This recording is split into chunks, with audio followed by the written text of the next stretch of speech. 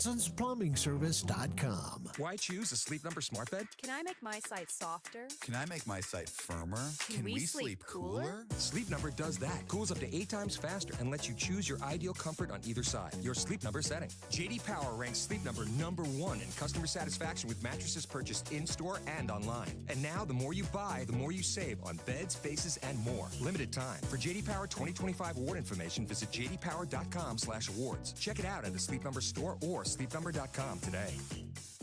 Hear that? That's Mike. He took ZQL Pure Z's, so now he's sleeping soundly on a Sunday night. ZQL Pure Z's are fast-acting melatonin gummies with a complementary botanical blend to help Mike get the sleep he needs to wake up refreshed and ready to conquer Monday. Let's do this Monday. ZQL Pure Z's, just for sleep. Really great sleep. These statements have not been evaluated by the Food and Drug Administration. These products are not intended to diagnose, treat, cure, or prevent any disease. Use as directed. Your home for Richmond Spiders athletics all year round. W291CL Lakeside Richmond. WURV HD2 Richmond. We are 1061 ESPN. Richmond, it's time to get your morning going. Richmond Sports Talk by Richmond sports fans. This is Fitz the Bill with Jack Fitzpatrick. All live from the capital of the Commonwealth. Where sharp analysis, your cause, and Richmond always come first. If it's making headlines locally or nationally, we're breaking it down. Now, I'll take my talents to South Beach. live from the capital of the Commonwealth, Fitz the Bill with your host, Jack Fitzpatrick. Good Thursday morning, January 8th. Thank you for clocking in, being part of Fitz the Bill on this beautiful, beautiful morning. I'm Jack Fitzpatrick Allen alongside, and we talked about it yesterday, but it was an end of an era on Tuesday. And now the question is for Baltimore, where do they go from here? And that has been the question that's been on my mind. I imagine it's been on ownership's mind up in Baltimore, trying to figure out exactly what step forward they are going to take. Because the Baltimore Ravens, they've got Lamar under contract through the 2027 season, meaning you're going to have to figure that out here sooner rather than later because he's going to be due for an extension. You've got Kyle Hamilton on the defensive side of the ball. You've got a couple of aging veterans like Marlon Humphrey, Kyle Van Noy. There are a couple roster questions, but for the most part, you are a Super Bowl contender. At least for these next 2 years with Lamar under contract, under what he is now, you've got a Super Bowl contending roster. And if you lock up Lamar for multiple years, you're going to be a Super Bowl contending team as long as Lamar Jackson is your QB1.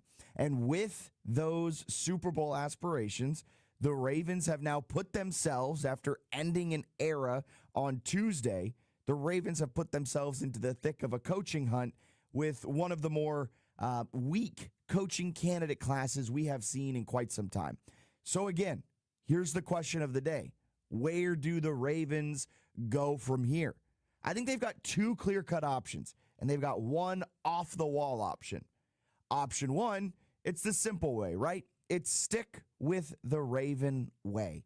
Mike McDonald, he's off the table. He was their star defensive coordinator, as we all know. He's now over in Seattle as the 1 seed with the Seahawks.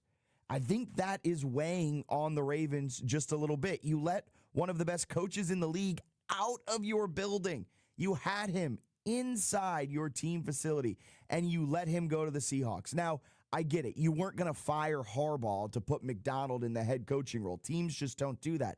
But still, egos are involved. Humans are involved. That is something that's weighing on ownership in Baltimore. I can almost guarantee it. But here's the thing. You don't have to let that happen again. Because Anthony Weaver, the Dolphins defensive coordinator, he was also in your building. You let him out for now 2 seasons. You can bring him back. And, oh, by the way, they've already requested an interview with Anthony Weaver. You could also go out and you could interview Jesse Minter, a guy cut from the same cloth as Mike McDonald. You could argue the same exact cloth as Mike McDonald. He came up as a coach in the Ravens organization. He left to go coach with Jim, brother of John, at Michigan, and now has seen tremendous success in Los Angeles as the Chargers defensive coordinator. You could go out, you could get him. They haven't officially requested an interview with Jesse Minter because he's in the midst of preparing for the wild card game later this week. Both options in option one Jesse Minter and Anthony Weaver, both are fantastic options. It's a bit more dangerous, in my opinion. They don't have the head coaching experience, but neither did John Harbaugh when you hired him 18 years ago from a special teams coordinator. And those two guys have learned from him. Option 2 is the fun one, Kevin Stefanski. I think Kevin Stefanski makes a lot of sense in Baltimore. Talk about doing more with less. Twice in Stefanski's career, in 2020 and 2023, he won 11 games. 11 games with the Cleveland Browns. In 2023, he did it with Joe Flacco. He did it with Dorian Thompson-Robinson. I forgot that he was even in the league. He was in the dysfunction of Cleveland and still elevated his team to count it up 2 playoff appearances, 3 playoff games. And when you look at the history of the Cleveland Browns, they've been in the playoffs a grand total of 3 times, which means since 1999, when the Browns restarted as a franchise, they had been to the playoffs once from 1999 to 2020. Since 2020, they have been to the playoffs twice because of Kevin Stefanski. And how fitting would it be? How fitting would it be for the Ravens, the team that was once the Browns, would go off and get the Browns cast-off coach? Fun option 2. And here's off-the-wall option 3. Trade for Mike McDaniel. Or, as reports are surfacing, you might just wait for him to be fired. He has had his fair share of issues. I get it. He hitched his wagon to the wrong quarterback when he first got there in Tua Tagovailoa. He has had that relationship deteriorate in a hurry, and honestly, that is something we can rightly fault him for. But we've seen what he can do when he has a QB that can execute his system. Tua prior to the concussions. Tua prior to the injuries that have plagued him the last couple of seasons. Tua prior to breaking apart this season as well. He is arguably the best offensive mind currently available, quote unquote available. The reports behind the scenes are that the Dolphins really want to move on from him. So I think it's not all that hard to go out and get Mike McDaniel. Here's the thing, and this is what it boils down to. And I think it boils down to this with Kevin Stefanski as well, why I would give Kevin Stefanski a look prior to Jesse Minter and Anthony Weaver. If you hire a defensive coordinator as a head coach, guess what? You need a new offensive coordinator every 2 years or so because they'll be hired away. If you hire an offensive genius, you have him for the long haul. Sean McVay, Kyle Shanahan. You look at Mike McDonald. He has Clint Kubiak, one of the best OCs in the league. Clint Kubiak has been contacted by 5 different teams getting interview requests. He's gone this offseason. It's because he's a great offensive coach. I get the pushback because he's had some locker room issues. He's had some dysfunction, but truly, and it boils down to this, I just don't buy that. He was given an A+ in the NFLPA report card, meaning that players like him, and after a 2-7 start, it was on full display that his players love him because after a 2-7 start, they flipped out to a 5-3 finish. If the team hated him, they would not have turned it around, winning 5 of the last 8. But yes, that is one completely and totally off the wall because it is probably the one that comes with the highest risk. He has shown deficiencies. Mike McDaniel has shown deficiencies as a head coach. He has his shortcomings. And the real question with McDaniel is, could you trust him to fix that all in one offseason while moving to a team with heightened expectations, with Super Bowl expectations weighing him down, weighing on his shoulders? Truly, I don't know. But the allure of his offensive scheme coming to Baltimore and getting to unlock Lamar Jackson, Derrick Henry, Isaiah Likely, Zay Flower, man, oh man, that's an intoxicating thought. But that's probably just a pipe dream. So where do the Ravens go from here? Well, we know they are sent to interview Clint Kubiak, the Seahawks offensive coordinator. They've requested an interview with Vance Joseph, the Broncos defensive coordinator. They've also requested an interview with Anthony Weaver, the Dolphins DC and the former Raven player and coach, where he spent 3 seasons, 2021 to 2023, on the Ravens staff. He was a defensive line coach, run game coordinator, and he was the assistant head coach, defensive line coach in 2022 and 2023. Anthony Weaver had tremendous success as the Dolphins DC in 2024. They regressed a little bit, however, this past season in 2025. This hire will be will be the most scrutinized and broken down hiring since the Patriots fired Bill Belichick and subsequently hired Gerard Mayo. But now look how that has played out. You cut bait quickly, you get Mike Vrabel, boom, bam, thank you. You're the 2 seed in the AFC. You're one of the Super Bowl favorites on that side of the bracket. So, just saying, Ravens, you made the right move. All right, let's update you with some other things that have happened around the wide world of sports.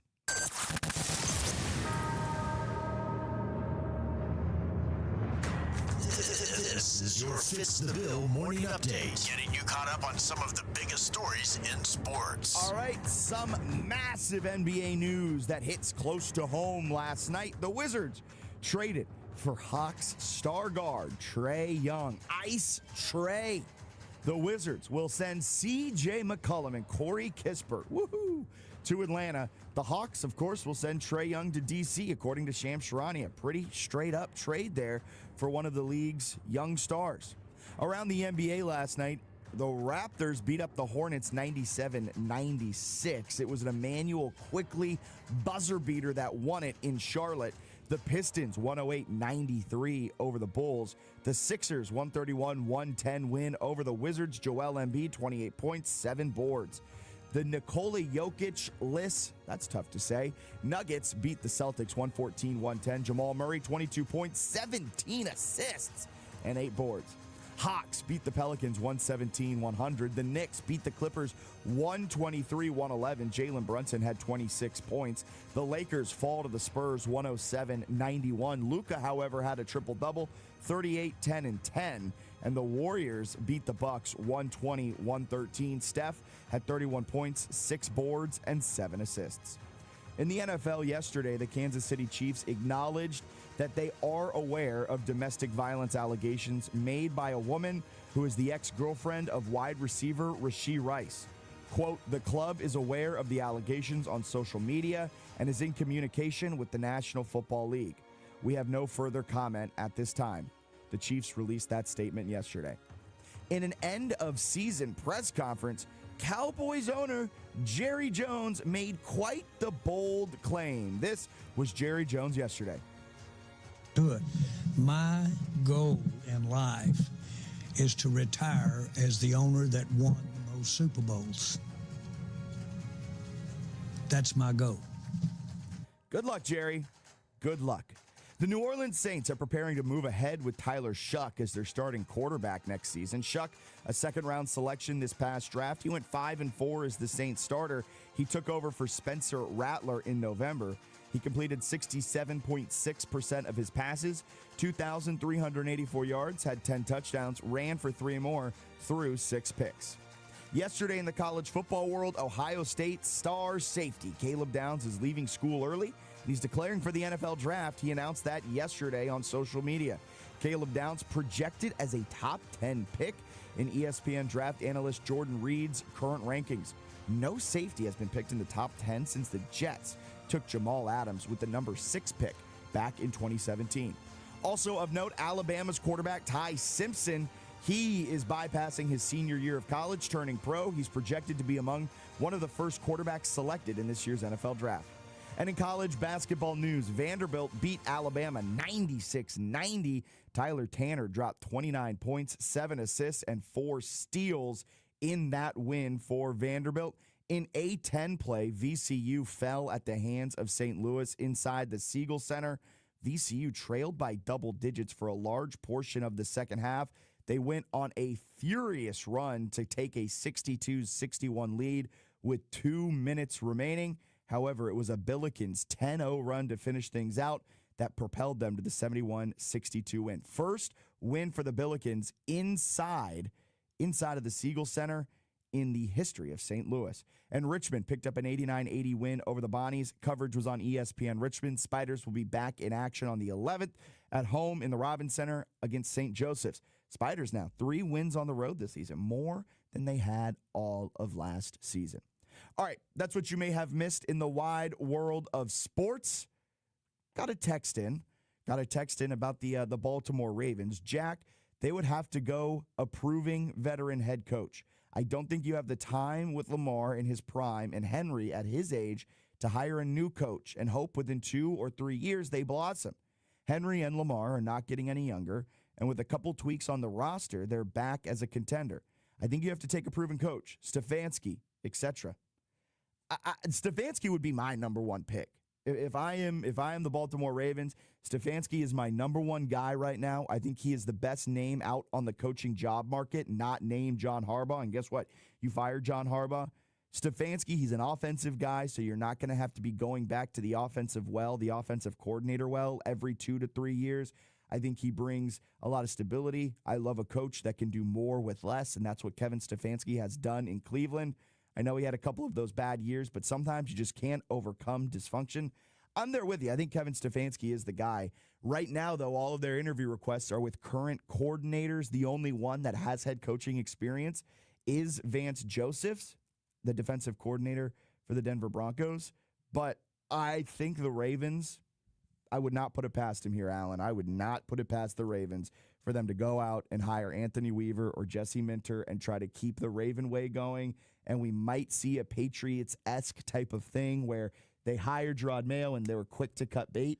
I could see the Ravens doing something similar. Yeah, so my only pushback here is I don't know what we're doing calling 29-year-olds old in the NFL anymore, especially a quarterback. I mean, most of these quarterbacks are playing to they're close to like 40. He did suffer a lot of injuries this year. Yeah, even with Lamar's playing style, though, you still got at least 6-7 more years unless 6-7, man, another. Yeah, I know. I hate that I keep doing that. But, like, you got time. So, and even with that being said, you don't want to waste the window with him and Derrick Henry as a tandem. But let's not forget the man won MVP before Derrick Henry got there, too. So Derrick Henry is a amazing asset to have, but you can still build and win and have Super Bowl aspirations after he's worn out and retired. I think there actually is a window and time for them to take an unproven coach that they are confident in because they've got the foundation of a quarterback that they can depend on, who can kind of mask and protect a coach from time to time as they're growing as well.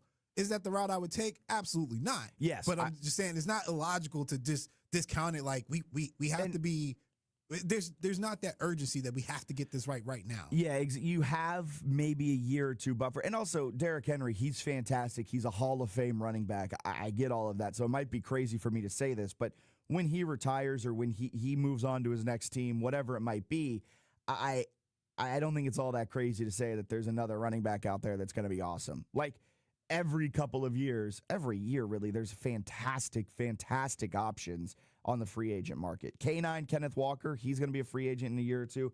Imagine Nobody him. wants him. You know he's a good running back. Yeah, I don't know he's a good running back. Come on. All right. Your 49ers hatred. I actually do like him more than I like Charbonnet. So do I. Yeah. But, like, imagine K9's running style next to Lamar Jackson. Like, that would be fun to unlock. I mean, the Ravens even have Keaton Mitchell on their roster. And Keaton Mitchell, before he got hurt 2 years ago, was one of the most explosive running backs in the league. Like, this guy's balled with J.K. Dobbins, Mark Ingram, both in the latter part of their careers at that time. Well, at least Dobbins' part, he was injury prone. He was tearing his Achilles every other run. And a couple other random names. Having Derrick Henry is definitely great. It's great, but it's not the end-all, be-all where you have to be like, all right, we're on Derrick Henry's timeline.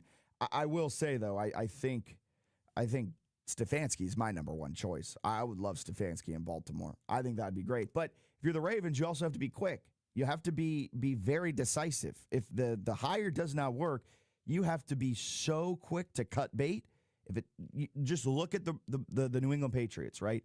Gerard Mayo wasn't working. We cut him. Mike Vrabel, you come on in. All of a sudden, we're the 2 seed. We were vying for the 1 seed the entire season. That's the approach the Ravens have to take. Let's go out to the phone lines. We've got Dolphin Dave on line 1. Good morning, Dolphin Dave. How we doing? Hey, gentlemen, good morning. Listen, a couple things I just want to toss out to you, and one of the things you made that you're going to probably disagree with me on is the fact that I would love to see Harbaugh obviously go to the Dolphins. I don't think there's any way, and I don't think that's not going to happen on his part or on our part, because Stephen Ross just seems to be stuck with that Mike McDaniel is going to be the answer for another year, which I think might end up being another throwaway year. I know that we have a pretty good brain trust, hopefully, looking for a new general manager. And the general manager needs to be a hopefully smart, strong general manager who knows how to build a team. two other points before I let you go. One, A-Chain will probably also be a free agent sometime the next year or two, because it doesn't seem like we do hang on to our good players that often, but we do hang on to our mediocre players, Tua. So I'm going to bring Tua up to you guys. We had a conversation 2 weeks ago, or before you guys went on break. And that conversation is this. As a Redskins, don't you guys dare, as a Redskin, look at Jaden Daniels and give him a huge contract unless you're absolutely sure that it's going to work. Okay? I see an awful lot of Tua in him. I see a lot of great, some great throws and some smart throws. But I also see maybe his offensive coordinator can help him, but I also see too many teams taking this young talent. Let's throw them $50, $60 million a year. And like they did with, I don't want you to sell your franchise down the road like they did with Tua's contract, because that has really hurt us and will continue to hurt us. Yeah, I mean, with Jaden Daniels, thankfully for the Commanders, they still got some time before he's extension eligible, and they have to actually go through that extension. So they'll have time before they have to give him a lot of money, potentially give him a lot of money to see if it works out and if that is the route they want to take. Because, yeah, I mean, you see the bad end of it. You see the Carson Wentz's when you give him an extension too early. You see the Tuas, things of that sort. I'm not there with you there, Dolphin Dave. I think Jaden Daniels is much better, but the injuries, I guess you could be a little worried about. But I think he's a fantastic coach. Mike McDaniel, I wouldn't be so sure to say that Stephen Ross is all in on McDaniel, because there's some reports out there circulating that in these GM interviews that don't include Mike McDaniel, they're asking, what do you think about our coach? What's your approach to the coaching spot? Well, that's a good thing that makes me feel good. And I think that's why, if anything happens, if we had a shot at Harbaugh, I don't think they would hire Harbaugh without a GM, unless they told Harbaugh, because apparently he wants to be a GM too.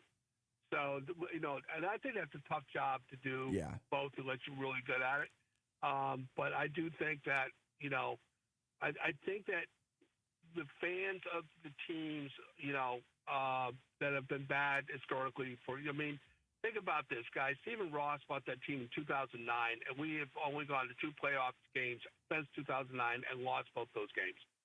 So it's getting, I think our patience is close to an end.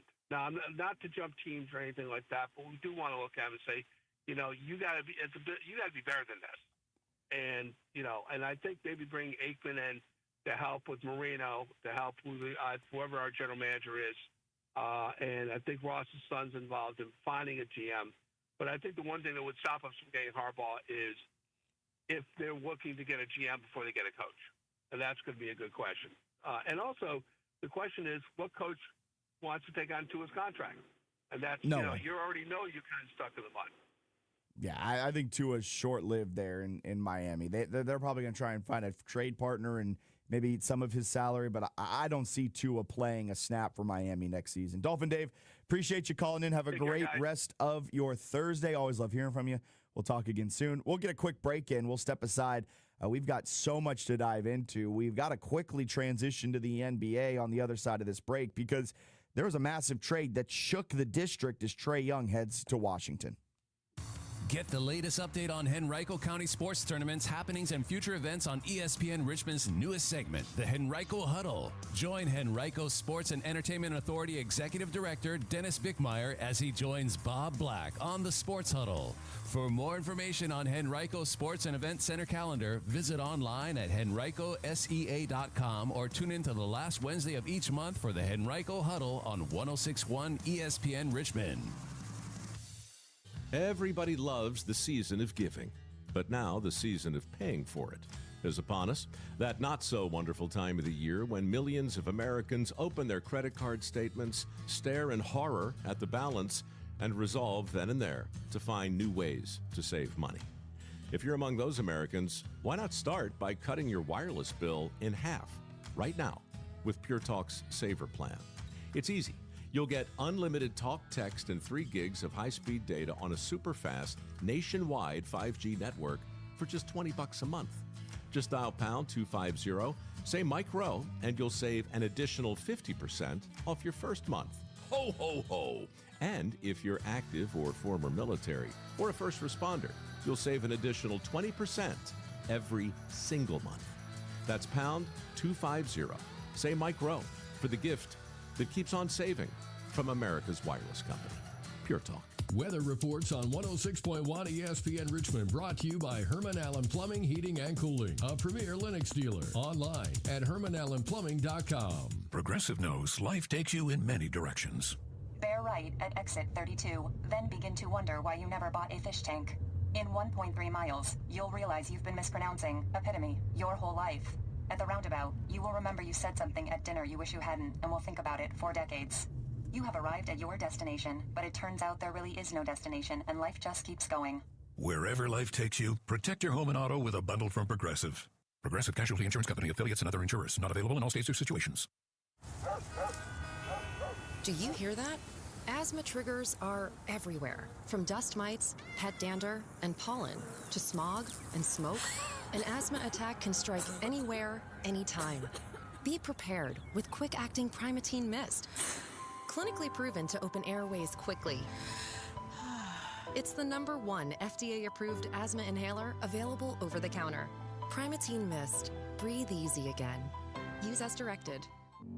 1061 ESPN Traffic. An accident has the left lane closed off heading south on 95, approaching Lombardi Street overpass with heavy traffic from Bryant Park Interchange. Beware of some delays heading east on 64 between Dickens Road and Bryant Park Interchange, as well as heading westbound between Mechanicsville Turnpike and 95. And we're also seeing a wreck on Gaskins Road at Ridgefield Parkway. Hey, Richmond, looking for more Fitz the Bill content and behind-the-scenes looks into the show? Well, follow us on Instagram at Fitz the Bill ESPN RVA. You'll get all of the clips, exclusive hot takes, and so much more. Follow us at Fitz the Bill ESPN RVA on Instagram.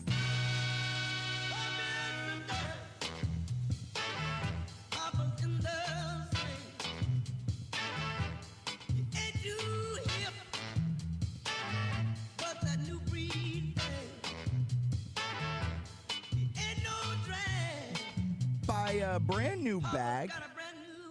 Do you mean the Wizards got a brand new Trae Young?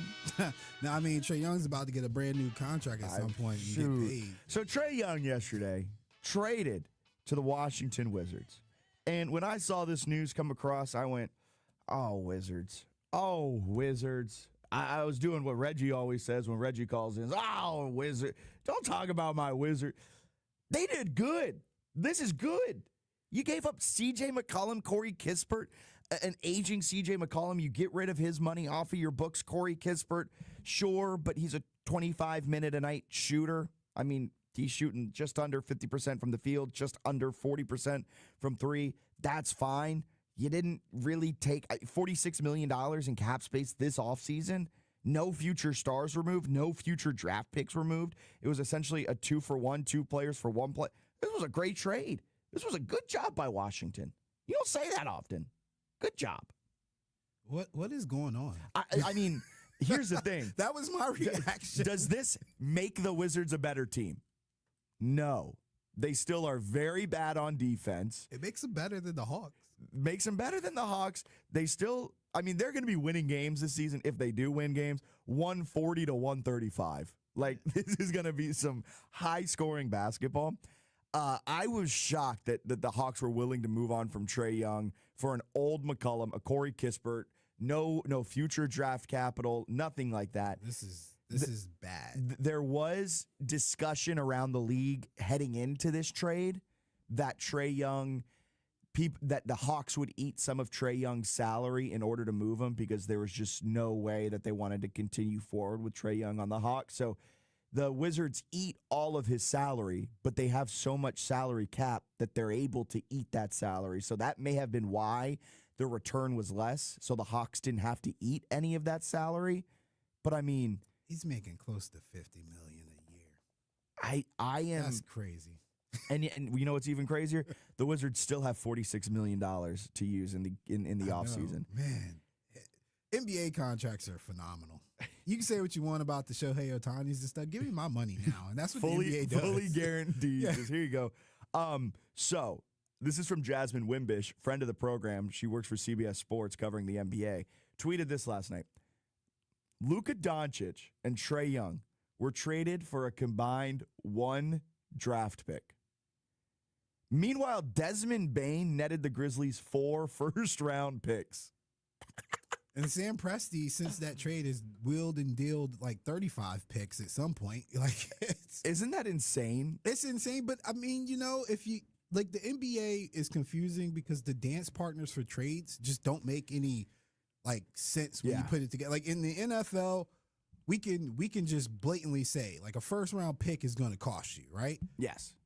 If Trae Young was in the NBA or in the NFL, we would blatantly say that's going to cost you. That's going to be, if you want Trae Young, you're going to have to give up at least 2 first-round draft picks. Even Micah Parsons going to the Packers, it cost something, right? Yeah. Like Quinyon, they gave up not Quinyon Mitchell, but Williams that came from the Jets. Quinnen. Yeah, Quinnen. That cost something. It was a first-round draft pick in that one, I think.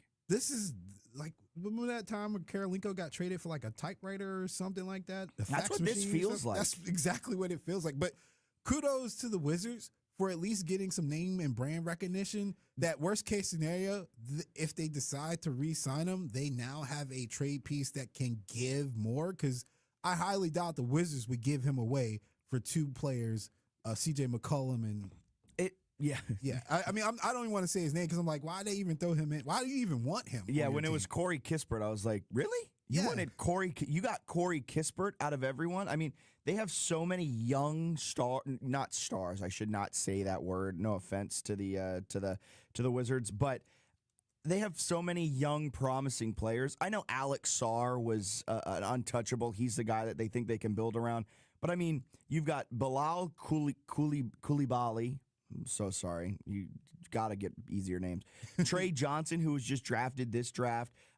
You've got those 2 guys who people seem to have high expectations for or are a little bit more excited for. You didn't have to give up any of them. You didn't have to give up any future draft capital. From the Wizards' perspective, I grade this an A. This is an A move because it's so low risk and it's so high reward. This is a Trae Young player who led the Hawks not all that long ago to the Eastern Conference Finals. Like, I get it, Ice Trae, and things have kind of gone off the rails. He's struggled in Madison Square Garden. The Knicks have out. I get it that since making it to the Eastern Conference Finals, he's not had that same success. But it's a guy that willed Atlanta to the Eastern Conference Finals. It's good move by the Wizards. Good move to go out and get him. Now you've got to put defense around him. Yeah, they haven't had a player that we could look at and be like, that's the guy that can win games for you, since, John Wall maybe? Bradley Beal, that era? Even Bradley Beal, they were winning only like 15 games a season. So I'll put it this way. They haven't had a point guard then since John Wall. Yeah. That we could say, you put the ball in his hands. I would say Bradley Beal was a great 2. He was not the one. He wasn't. No, you weren't winning games because of Bradley Beal. You were winning games because of John Wall. Yeah, so you get the dynamic ability. He's 27, so again, he's definitely not old. You got plenty of upside there. I've always thought Trae just needs a coach, man. Like, he needs a coach, somebody that can kind of temper some of his recklessness when it comes to his shot selection. Because even at Oklahoma, he never had anybody kind of pull him to the side and be like, don't shoot that. You're shooting 32% shots when you have spots on the court where you're 42 and higher. Why don't you find those spots and shoot from there? It just seems like sometimes he's just doing whatever he wants to do. And so if they got a firm hand in DC for coaching and guidance, I think that would work. But yeah, so we just got to see if they're going to, I'm assuming they're investing in him financially after this. How do they build around him? We'll see what that looks like. It would be idiotic if they do not build around him because he does have a player option for next year, but this was his desired trade destination. That's what was reported, and I'm still confused. This was like Trae Young said, I want to go there. So if he picks, which means he's likely to pick up his player option. So you have him under contract this year and next. Next year, he's a cap hit of $48 million. That's his base salary. So it's going to be very intriguing. Is it because of the cap space that they have? Like, why would anybody want to go to the I can see the Wizards being like, me? Really? I'm just as confused as you. It's not a championship winning move. Like, it's definitely not. So if it's a financial move, then okay. I mean, I'm not gonna fault them for it. But I always thought Like the only thing missing for him legacy wise or that he cared about was to, get to a championship or win games. Because the Hawks are not that good. And they're losing and still paying you. You could have stayed home for that. Yeah. It's interesting. Better entertainment in Atlanta, too. Just saying. All right.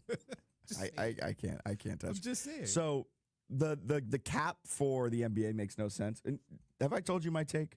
I don't even try to make sense of NBA finances. The reason here's my thinking on why the NBA offseason has lost so much allure. Because no one can make sense of their cap. Yeah, it's confusing. The trades make no sense. This trade made a lot of sense. The trades, for the most part, though, do not make sense. Draft picks don't make sense. Cap space does not make sense. So it's very difficult for the general fan to follow along with what's happening. That's my hot take. My rule of thumb on NBA finances is when you hear luxury tax, run. Because that's the one thing everybody's trying to avoid. Yes. So next year, the Wizards have negative $62 million in cap space. So they're Boston. But they have $108 million in first apron space, and they have $120 million in second apron space. So make that make sense. So there's a cap, and then there's the first apron, where if you go over the first apron, then you're due a little bit in luxury tax. If you go over the second apron, you're due a lot more, and there's more heavy penalties if you're over the second apron for multiple years in a row.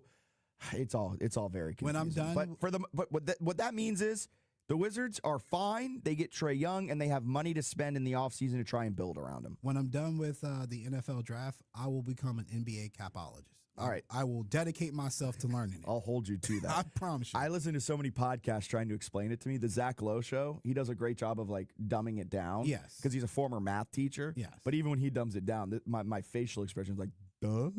I mean, even the folks who follow it religiously, like insiders and stuff, are always like, yeah, this isn't going to make any sense, but here's the numbers. and sometimes even insiders are like, I don't know how this works, but the NBA office approved it, so it must work.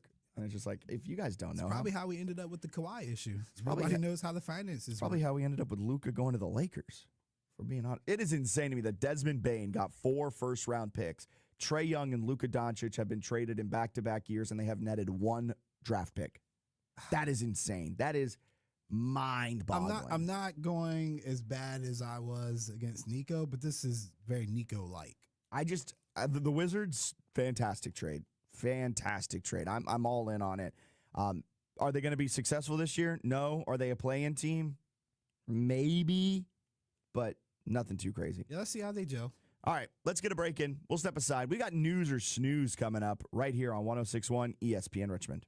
106.1 ESPN on-air interviews presented by the Herman Allen Plumbing Heating and Cooling Hotline with Lennox products that make the air in your home absolutely perfect. This is advertising material. 3 a.m. You're in the hospital, injured, and you need help now. Alexander Shannara Trial Attorneys answers 24/7. Accidents don't wait for business hours. Car accidents, truck wrecks, workplace injuries, medical malpractice. Serious injuries require immediate action. Over 250,000 clients represented. Over $2 billion recovered. Call now. 877-222-6666 or AlexWins.law. Alexander Shannara Trial Attorneys. We fight while you heal. Past results do not guarantee future outcomes. Every case is different. Phil George's licensed attorney in Virginia. Responsible for legal work. Office is located at 500 East Main Street, Suite 1600-113, Norfolk, Virginia 23510. Pizza's here. Oh, great. I'd love some, but I'm worried about my stomach issues. If you're worried about having diarrhea, gas, bloating, stomach pain, or loose, oily stools, it may not just be stomach issues. It could be a condition called exocrine pancreatic insufficiency, or EPI. With EPI, the pancreas doesn't release enough enzymes to break down food, but EPI is manageable. Use the symptom checker on identifyepi.com and talk to your doctor. That's identifyepi.com. Sponsored by AbbVie. This is TV's Dr. Travis Stork for Eggland's Best Eggs. Eggs are a staple in our diets, and there's only one egg with more delicious farm fresh taste, plus superior nutrition. Eggland's Best. With more vitamins, including 6 times more vitamin D and 10 times more vitamin E, plus 25% less saturated fat than ordinary eggs. Available in so many delicious varieties. Classic, cage-free, organic, free-range, and pasture-raised. Eggland's Best. Better taste, better nutrition, better eggs. If you're one of the millions millions of Americans behind on your taxes. If you're afraid to open your mail because IRS collection letters could be coming, listen carefully. The IRS is cracking down, taking paychecks, freezing bank accounts, revoking passports. That's a fact. But here's what most people don't know. There are official tax relief programs designed to help struggling taxpayers. Programs that could save you thousands if you qualify. No one knows these programs better than the experts at Optima Tax Relief. Optima's award-winning team will fight to protect your paycheck, your passport, and your property. Their tax attorneys and licensed tax professionals will work tirelessly to get you the best deal possible with the IRS. Every day, penalties and interest keep piling up, so don't wait. Call Optima now for a free consultation. Call 800-783-8055. That's 800-783-8055. 800-783-8055. Optima Tax Relief. Some restrictions apply. For complete details, please visit OptimaTaxRelief.com. The Rich Eisen Show. Philip Rivers is here. Yeah. Program. I'm afraid to ask this question. Are you a coffee drinker? I do. I'm a seasonal coffee drinker, you know. I don't know if you're aware, but anybody who goes 1,800 days in between NFL head starts and comes back at age 44, you get a free Rich Eisen Show mug. So when you're winning, congratulations. Perfect. I'll send you a pic of me having a good cup of coffee here. Fantastic. You had no idea that was a perk of your comeback. The Rich Eisen Show from noon to 3 Eastern on ESPN Radio, ESPN Plus, and on Disney Plus. 106.1 ESPN Weather. Hi, Leif Erickson for SnowCountry.com. Nothing makes a gathering great like Eggland's Best Eggs. They're just so delicious with better nutrition, too. For us, it's eggs any style as long as they're the best. Eggland's Best. We'll enjoy another day of milder weather at the slopes to get out and enjoy that nice, softer snow that's plentiful thanks to all the snowmaking this season. We could see a bit of wet weather parts of Friday into Saturday, but then things dry out again and cool off, too. Great news for the snowmakers at our mountains in a few days. They built a strong base and Massa Nutton good to go with 23 runs, 100% open, and a big tubing park as well. Action under the lights till 9, with Bryce Resort's 12 trails putting them officially 100% open. At Wintergreen, plenty of classic cruisers and steeps with 19 trails, skiing 9 to 5 for Thursdays, opening up to night skiing for Fridays and Saturdays. At Wispin, Maryland, 21 runs from beginner to expert. Snowshoe, West Virginia, featuring 36 trails. Timberline's 21 runs puts them 100% open. More at snowcountry.com. Leif Erickson for 106.1 ESPN Richmond. Weather reports on 106.1 ESPN Richmond, brought to you by Herman Allen Plumbing, Heating, and Cooling, a premier Lennox dealer. Online at HermanAllenPlumbing.com. We're expecting warmer temperatures today than yesterday. It's currently 47 degrees and sunny with mostly sunny skies throughout the day and a high hitting 68 degrees. Partly cloudy skies are expected tonight with lows dropping down to 32. And coming in from the southwest, we're feeling a slight breeze averaging from 3 to 8 miles per hour. Sports talk that connects Richmond. Bob Black takes you inside the games that matter most. Weekday afternoons from 4 to 6 for the Mashup Hour and the Sports Huddle on 106.1 ESPN Richmond, where Richmond talks sports. News. Extra, read all about it. Or snooze.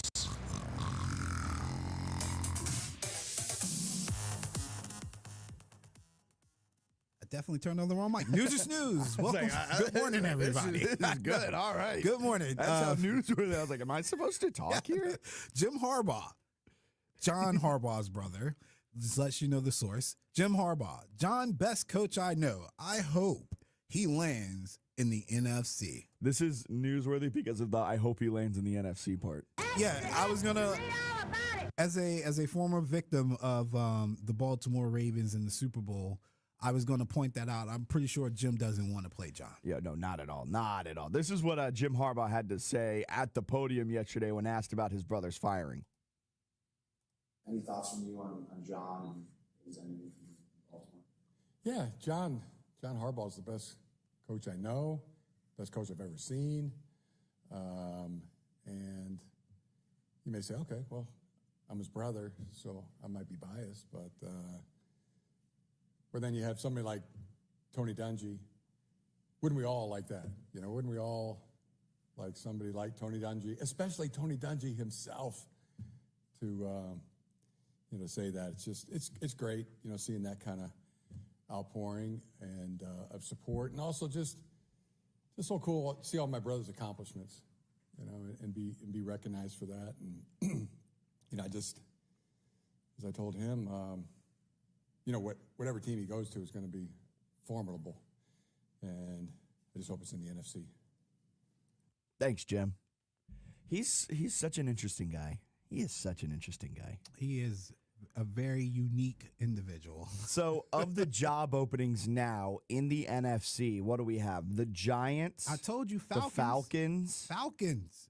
Make it happen, Atlanta. It makes complete sense. You know who this hurts the most? This firing of Harbaugh? Who? It's the Giants. Because I think the Giants were the front runners to land Kevin Stefanski. And I think when the Ravens job opened, now the Ravens are the front runners to land Kevin Stefanski, which means the Giants are now behind the 8 ball of it all.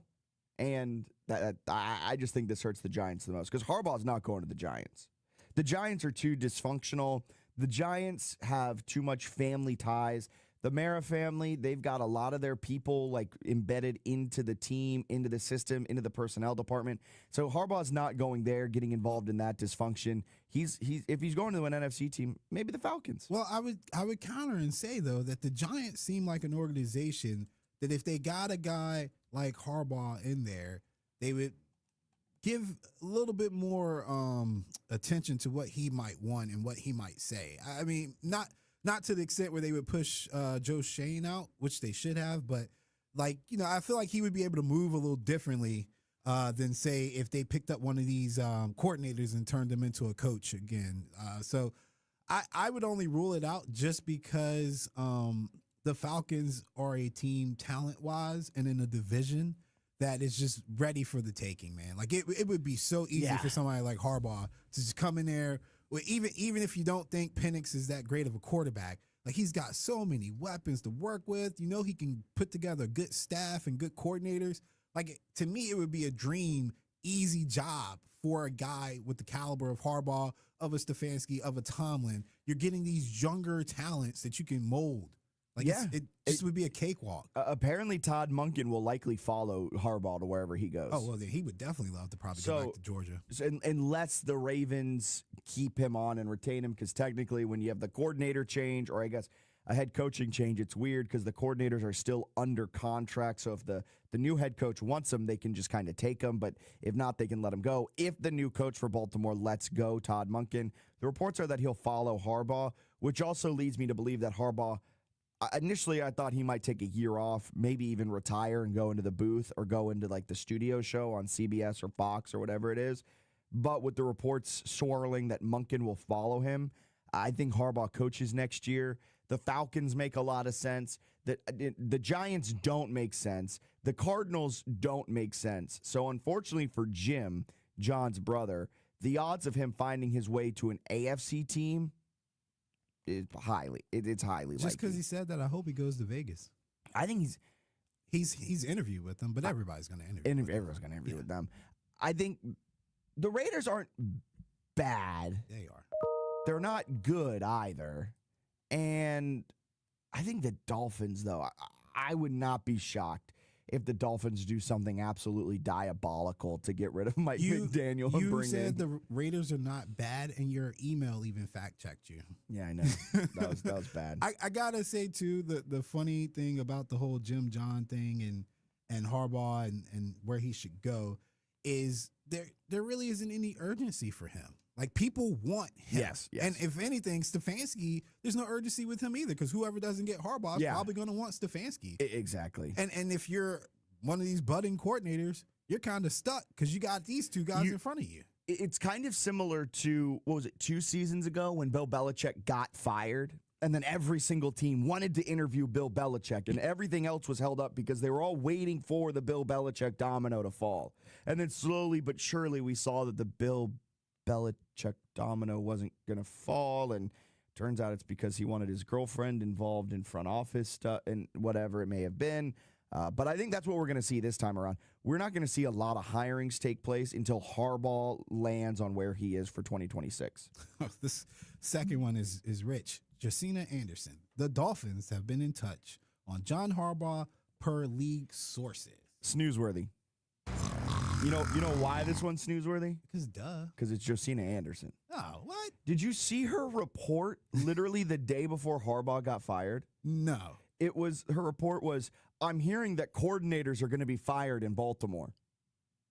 And then 24 hours later, I guess technically she wasn't wrong. Well, I was actually gonna say that too.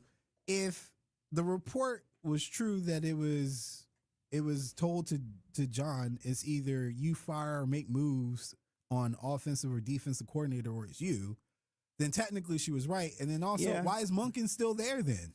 Well, because Monken's under contract. I don't know. Yeah, but it's all both weird. The coordinators were apparently on the hot seat, and now they're still there. And they're the still coach there, is and the gone. coach got fired. So if he took the bullet for him, wouldn't you just fire all of them together? I think what they're doing is, and that's why I don't think it's fully true. Like I think it was just that the time has run its course with Harbaugh. I think that's what it was.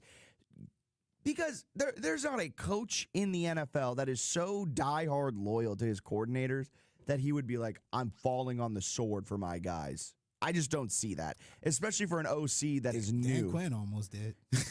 What was the word in that sentence, though? Almost. Yes. Almost did. Instead, you know where Cliff Kingsbury is? Bye-bye. Mike Tomlin he's tested the waters. Mike Tomlin's Teflon Don, man. I mean, he had Matt Canada there. I know. And Matt Canada was the worst OC in America. And it was getting really bad. You know what's crazy about the Dan Quinn scenario with Cliff Kingsbury being fired? Cliff Kingsbury is going to become the first ever formerly fired college coach who becomes an NFL head coach in the same offseason to becoming the first NFL head coach fired, offensive coordinator fired to head coach in the NFL. Yeah, I mean, every stop he's showing you that he has a ceiling and he's probably maxed it, but people still give him chances. It's so crazy. He was fired from Texas Tech. He was fired from Arizona. He's fired from Washington, and he's likely going to be hired as a head coach this cycle because it's such a thin cycle. And he's every step of the way has worked with some immensely talented quarterbacks. Look at who was his quarterback at Texas Tech? Was it Baker? It was Baker, and I think he worked with a little bit of Mahomes in there too. Yeah, and then he's had his hand on a lot of air raid guys. Then we got Kyler, and then we get Jaden, and yikes for Cliff. But Dolphins have been in touch with John Harbaugh per league sources. Not shocking. The Dolphins seem to be making a pretty aggressive run at Harbaugh. All right, sources. We're getting a lot of sources today. Todd Bowles returning as Buccaneers coach in 2026. Newsworthy. I thought there was an outside shot that the Bucs would make a move to try and get Harbaugh. I think when Harbaugh hit the open market, I thought there were some teams that we could see try to make a move for him. Teams that had maybe older coaches that hadn't lived up to what people had expected out of him. Bowles had a very, very, very disappointing end to the season. I thought there was a chance that the Bucs would move on from Todd Bowles and try to go and pursue Harbaugh. But something that is also being circulating around league sources is teams aren't going to move on from their sitting head coach until they know for a fact they can sign Harbaugh, because they don't want to get in on this coaching cycle. So for a Bucs team, I think this is more so a fact that maybe they did throw their hat into the Buccaneers, into the Harbaugh ring, but they weren't guaranteed that Harbaugh was going to go there. So instead of pursuing that and maybe burning a bridge with Bowles, they just say they're good with Bowles. Like, we won't see McDaniel get fired.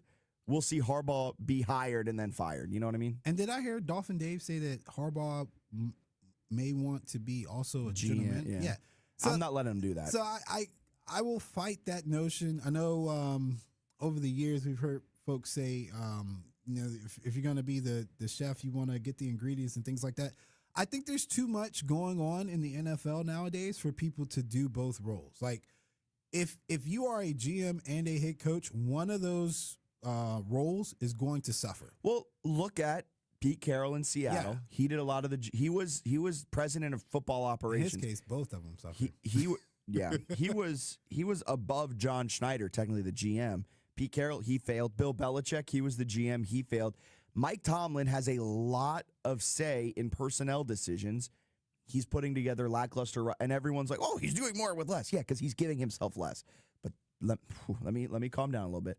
Mike Tomlin, another guy who's very involved in personnel decisions. Yeah, you're setting yourself up to fail if you want to be a GM and a coach. Yeah, he's involved, but he's not the de facto GM, which would give me some concern and pause, because that model just doesn't work in today's NFL. Yes. It's just I don't know if the game changed that much, if it's because of analytics, but definitely something changed along the way, and folks couldn't both be in charge of the roster and in charge of the X's and O's. Like one of the portions suffers. Nobody's doing both. So I wouldn't let him do it. Plus, he didn't have that experience in Baltimore. Baltimore is blessed. One of the best GMs Yeah, in they're the league. blessed to have consistent GM or general manager capability there, because Ozzy's not even there anymore per se, and they're still a wonderful organization. So Eric DeCosta is their current GM, and he's been just as good. As I wouldn't let him do that, but I would definitely. I'm about 97% sure that I would fire McDaniels on the spot and hire Harbaugh if he would tell me he's coming. Well, yeah, exactly. And I think there's probably 3 or 4 other teams in the league right now that are set up to be like, Harbaugh, you commit to us, we're firing our coach in an instant. Here's my question for you for the day. Let's everybody put yourselves in John Harbaugh's position. Which quarterback would you rather work with?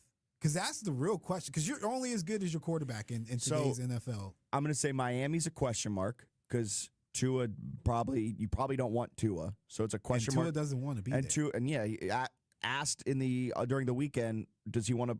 What are his thoughts about playing elsewhere? And he said that would be dope. Get this man away from a mic. Get this man away from a mic. But you got Miami question mark, Falcons question mark, Giants Jackson Dart, Browns question mark. Like a lot of these potential landing spots are just Cardinals. What's their question mark. There's a lot of rumors swirling that they're going to try and trade Kyler or cut Kyler this offseason. But the Raiders get the first pick, and they got Brock Bowers, and they've got an angry Max Crosby. But you could trade Max Crosby and get an additional first. I think the situation with Max is soured. I don't think he's going to be there. You got to trade Max, but I mean there aren't a lot of great QB options out there. Mm-hmm. But the Raiders, you can go out. It's a question of how much does Harbaugh believe in Fernando Mendoza, because he's the QB1. He's the best quarterback in this class. Dante Moore, he's good. He's not as good as Mendoza. Ty Simpson, nowhere near as good as those two. So how much does Harbaugh believe in Mendoza? If he believes in Mendoza being one of the best young quarterbacks in the NFL, sure, go to Vegas. Try to help them rebuild that. They've got a GM in place in SpyTech. Brady's there. But I don't see him deciding to go Las Vegas. So now I need you to validate that the Falcons is the best job, because look at the Falcons' weapons. But who's their quarterback? I know, that's what I'm saying. All you need there is a quarterback, where everywhere else you kind of have a lot of questions. I would argue the Giants are a better job then. The Giants have one of the best young wide receivers in Malik Neighbors. Who's coming off a major injury. Okay, I don't care. In today's modern medicine, that doesn't matter.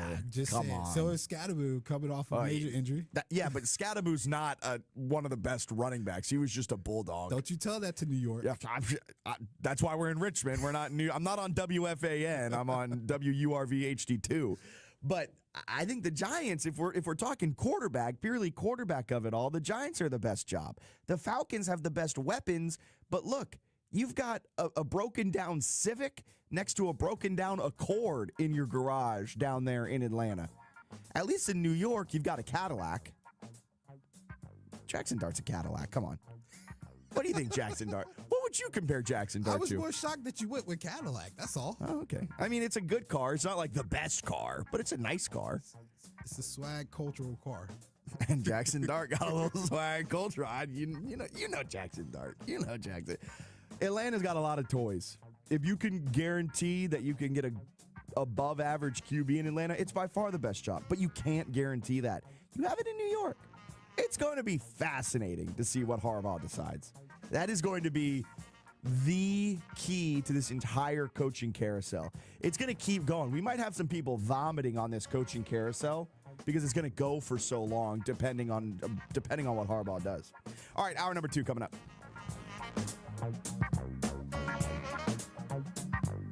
He's the voice of the Richmond Spiders and your companion for the drive home, Bob Black. Weekdays from 5 to 6 p.m. on the Sports Huddle. Only on 106.1 ESPN Richmond, where Richmond talks sports. Do you have 3 ex-wives and your current trophy wife wants a life insurance policy 3 times the size of the policies you had to purchase for your previous mistakes?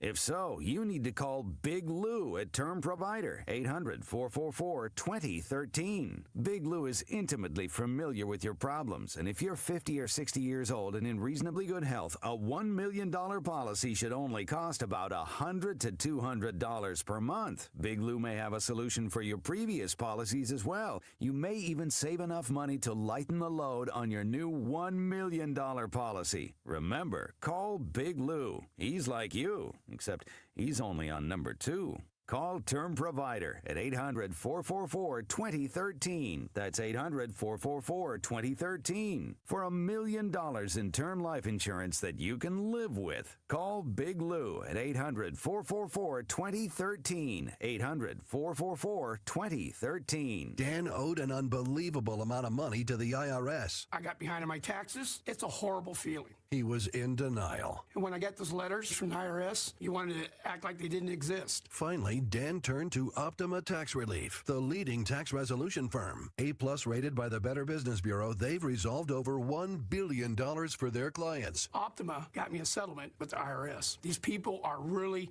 people-friendly. It was every bit of a new lease on life for me. The fast action and the great results made Dan's head spin. I felt like I was in a dream, but it's real, and I have paperwork to prove it. They got the job done, and life is good. For tax help you can trust, call Optima now for a free consultation. If you're worried about what's going to happen with the IRS, stop worrying. Make the call now. Call 800-343-6460. 800-343-6460. 800-343-6460. Optima Tax Relief. Testimonial from an actual client. Some restrictions apply. For complete details, please visit OptimaTaxRelief.com. Your home for Richmond Spiders athletics all year round. W291CL Lakeside Richmond. WURV HD2 Richmond. We are 1061 ESPN.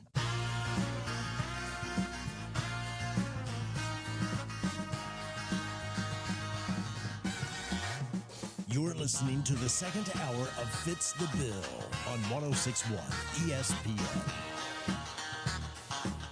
The second hour of Fitz the Bill is brought to you by Birdie Golf. Tired of paying premium prices for big-name golf balls that overpromise and underdeliver? Step up your game with Birdie Golf. Learn more about a local company at birdiegolf.com.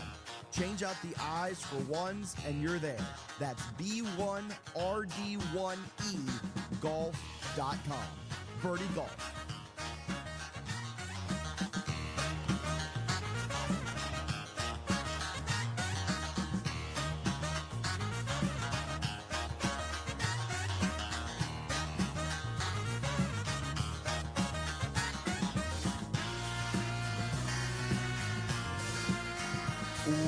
Welcome in, Fitz the Bill.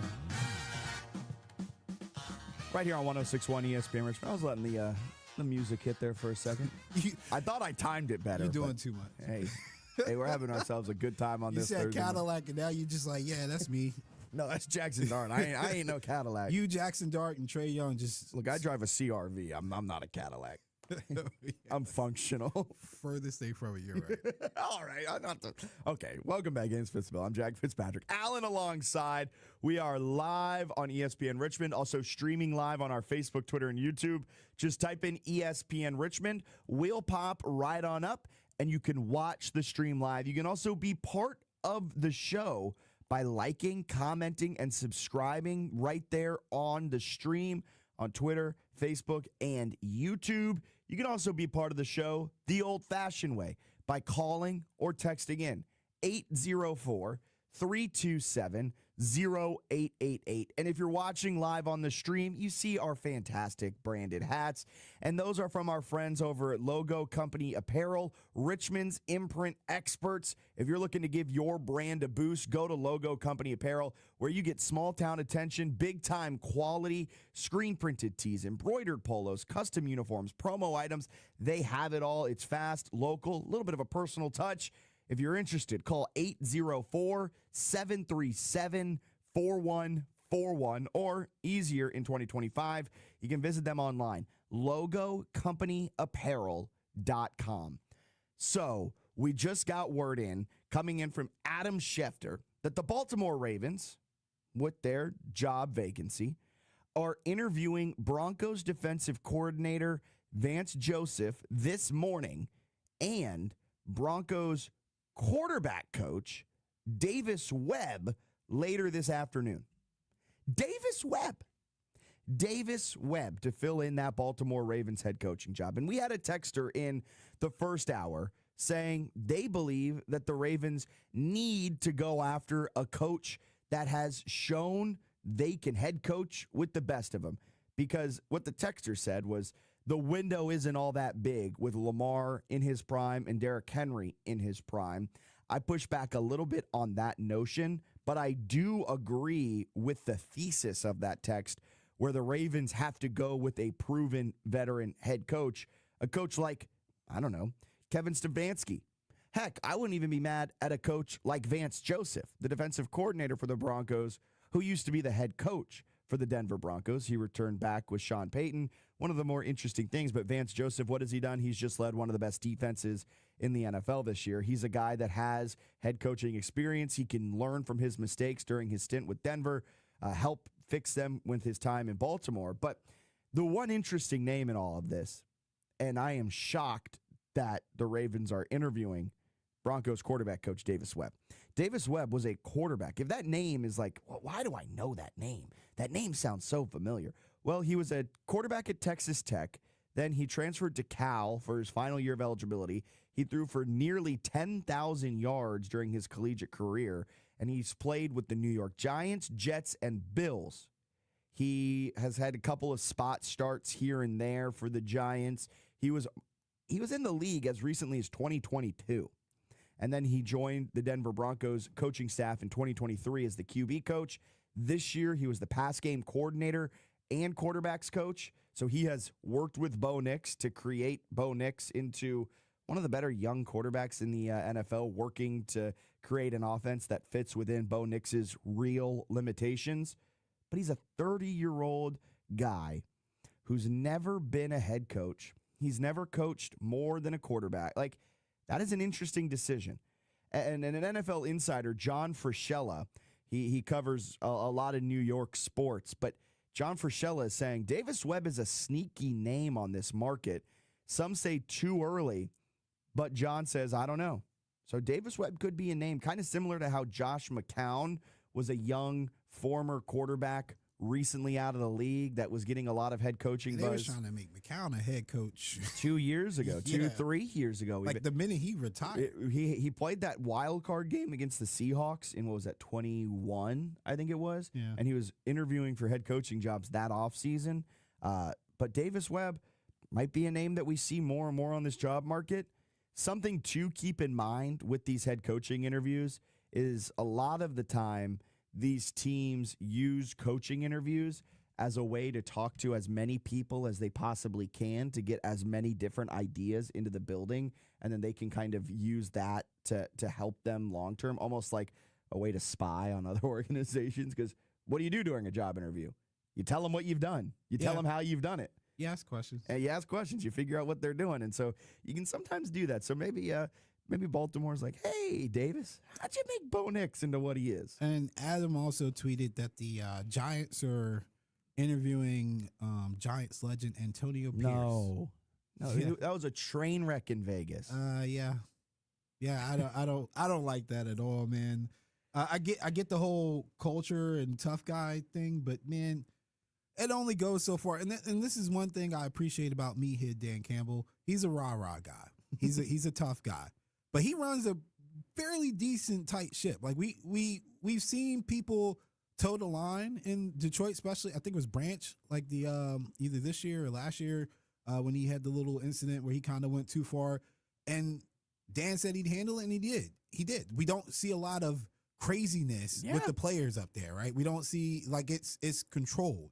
I don't see that with Antonio Pierce, and you're gonna come into a wild like Scatterboo and them guys are wild. Neighbors is wild. He just doesn't. He's not as outward as the rest of them, but they will tweet, say, do whatever. You got your best pick last year sleeping in meetings and stuff. It is a hot mess, and it's going to take the right coach to teach these guys not only how to win, but you got to teach these young men how to be professional. And I know that makes me sound really old, but I'm being honest. Like they don't know what it takes to be professional.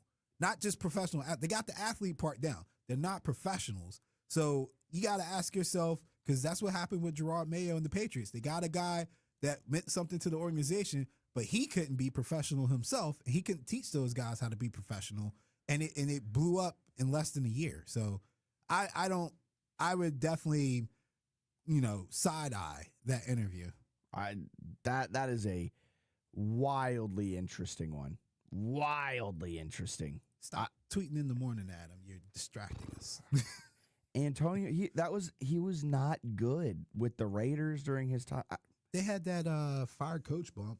How long did it last? 1 or 2 games? 1 or 2, and then he was the head coach in 2024. And the players lobby for him, and they got it. And but I will say, I know I'm doing a whole lot of defending of these guys.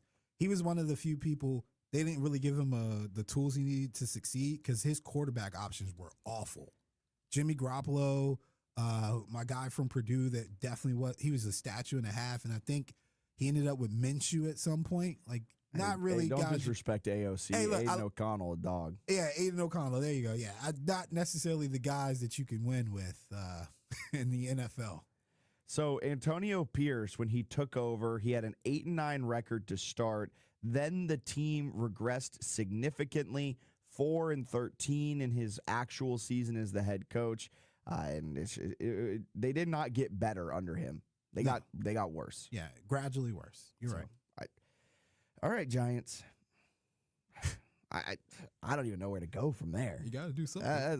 That's tough. You got to interview someone. I guess that's true. But I thought that's what Raheem Morris was for. Raheem Morris would be a better hire than I mean.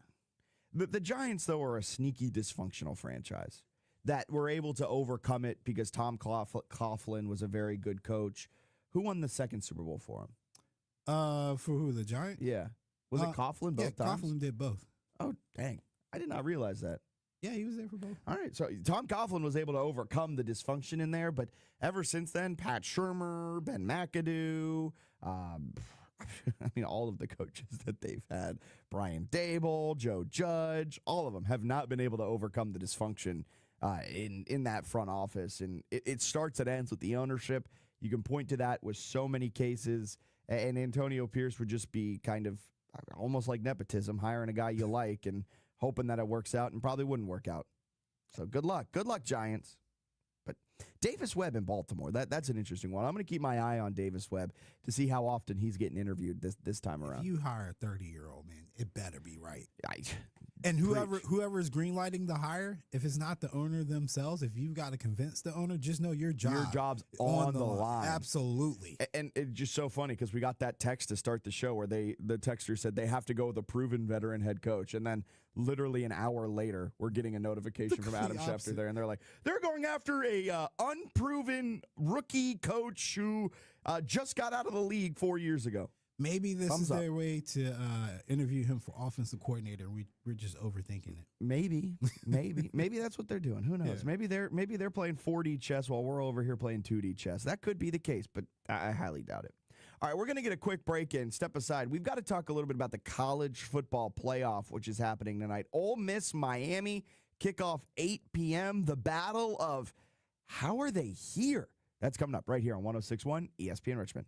106.1 ESPN on-air interviews presented by the Herman Allen Plumbing Heating and Cooling Hotline with Lennox products that make the air in your home absolutely perfect. Your trash is treasure at CNC Colored Recycling. From copper wire to radiator ends, cans to lead batteries, CNC Colored Recycling will pay cash or check for your unwanted scrap metal. No load is too large or too small. Don't dump it, recycle it, and get paid at CNC Colored Recycling, just south of Maple Street on Route 1 in Ashland. Free local container services available too. CNC Colored Recycling, open every weekday and a half day on Saturday. Check the latest cash scrap prices online right now at cccullet.com. That's CCCULLET. This is advertising material. 3 a.m. You're in the hospital, injured, and you need help now. Alexander Shannara Trial Attorneys answers 24/7. Accidents don't wait for business hours. Car accidents, truck wrecks, workplace injuries, medical malpractice. Serious injuries require immediate action. Over 250,000 clients represented. Over $2 billion recovered. Call now. 877-222-6666 or alexwins.law. Alexander Shannara Trial Attorneys. We fight while you heal. Past results do not guarantee future outcomes. Every case is different. Phil George's licensed attorney in Virginia. Responsible for legal work. Office is located at 500 East Main Street, Suite 1600-113, Norfolk, Virginia 23510.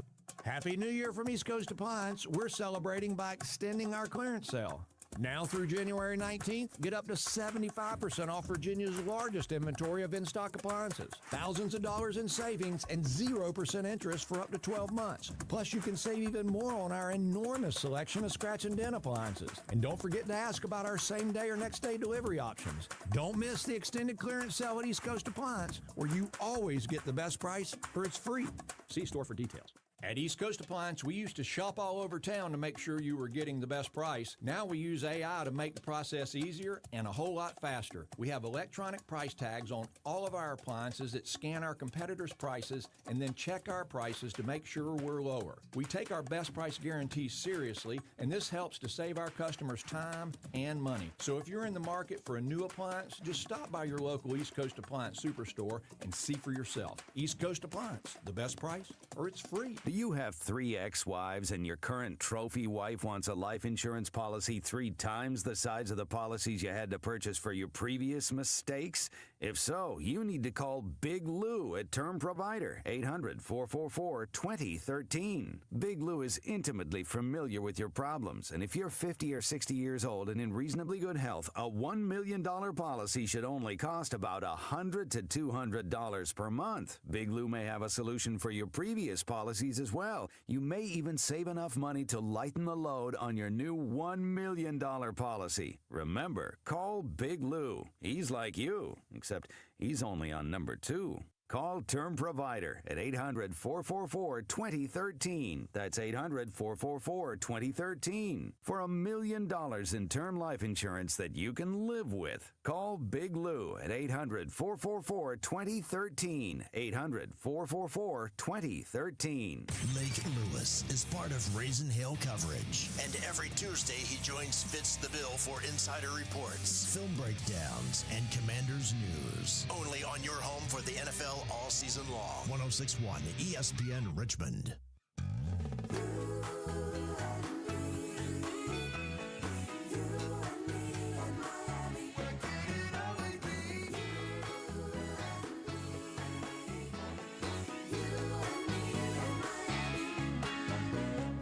Two stranded strangers in an airport bar. What is this song? Random bumper, baby. Oh, okay. I was like, You and Me in Miami. Who is this singing? I don't know. You and Me in Miami. That's all that needs to be said, man. You and Me in Miami. That's exactly what we're going to be seeing tonight. You, me, Ole Miss, and Miami. Who would have thought? Who would have thought that this is one of the 2 semifinal games we would have? Miami and Ole Miss. One team that knocked over my tripod at ACC Media Days. The other team without Lane Kiffin, their head coach for the entirety of the season. But Pete Golding, the new head coach, has done a fantastic job at leading the Ole Miss team into where we are today. Very impressive. Very impressive. It should be a fantastic game tonight as well, as Miami is a 3.5-point favorite over Ole Miss. The game is in State Farm Stadium in Glendale, Arizona. I don't know how either team got here. I truly do not know. Trinidad Chambliss, I guess, is just a dog of a person who played like the perfect 4 plays to lift Ole Miss last round. And for Miami, they've just been reliant on the fantastic play of their defensive front. Well, Chambliss was scaring Georgia the first time. And I'll be honest, if we could briefly recap that Georgia Ole Miss game. Please. That was Kirby Smart's fault. Like, see, he played very scared. He played very respectful of Chambliss' athletic ability. And instead of applying pressure, they went with the more conservative containment. Let's make him throw from the pocket. Well, okay, that works unless the guy can actually throw the ball vertically and stretch your defense.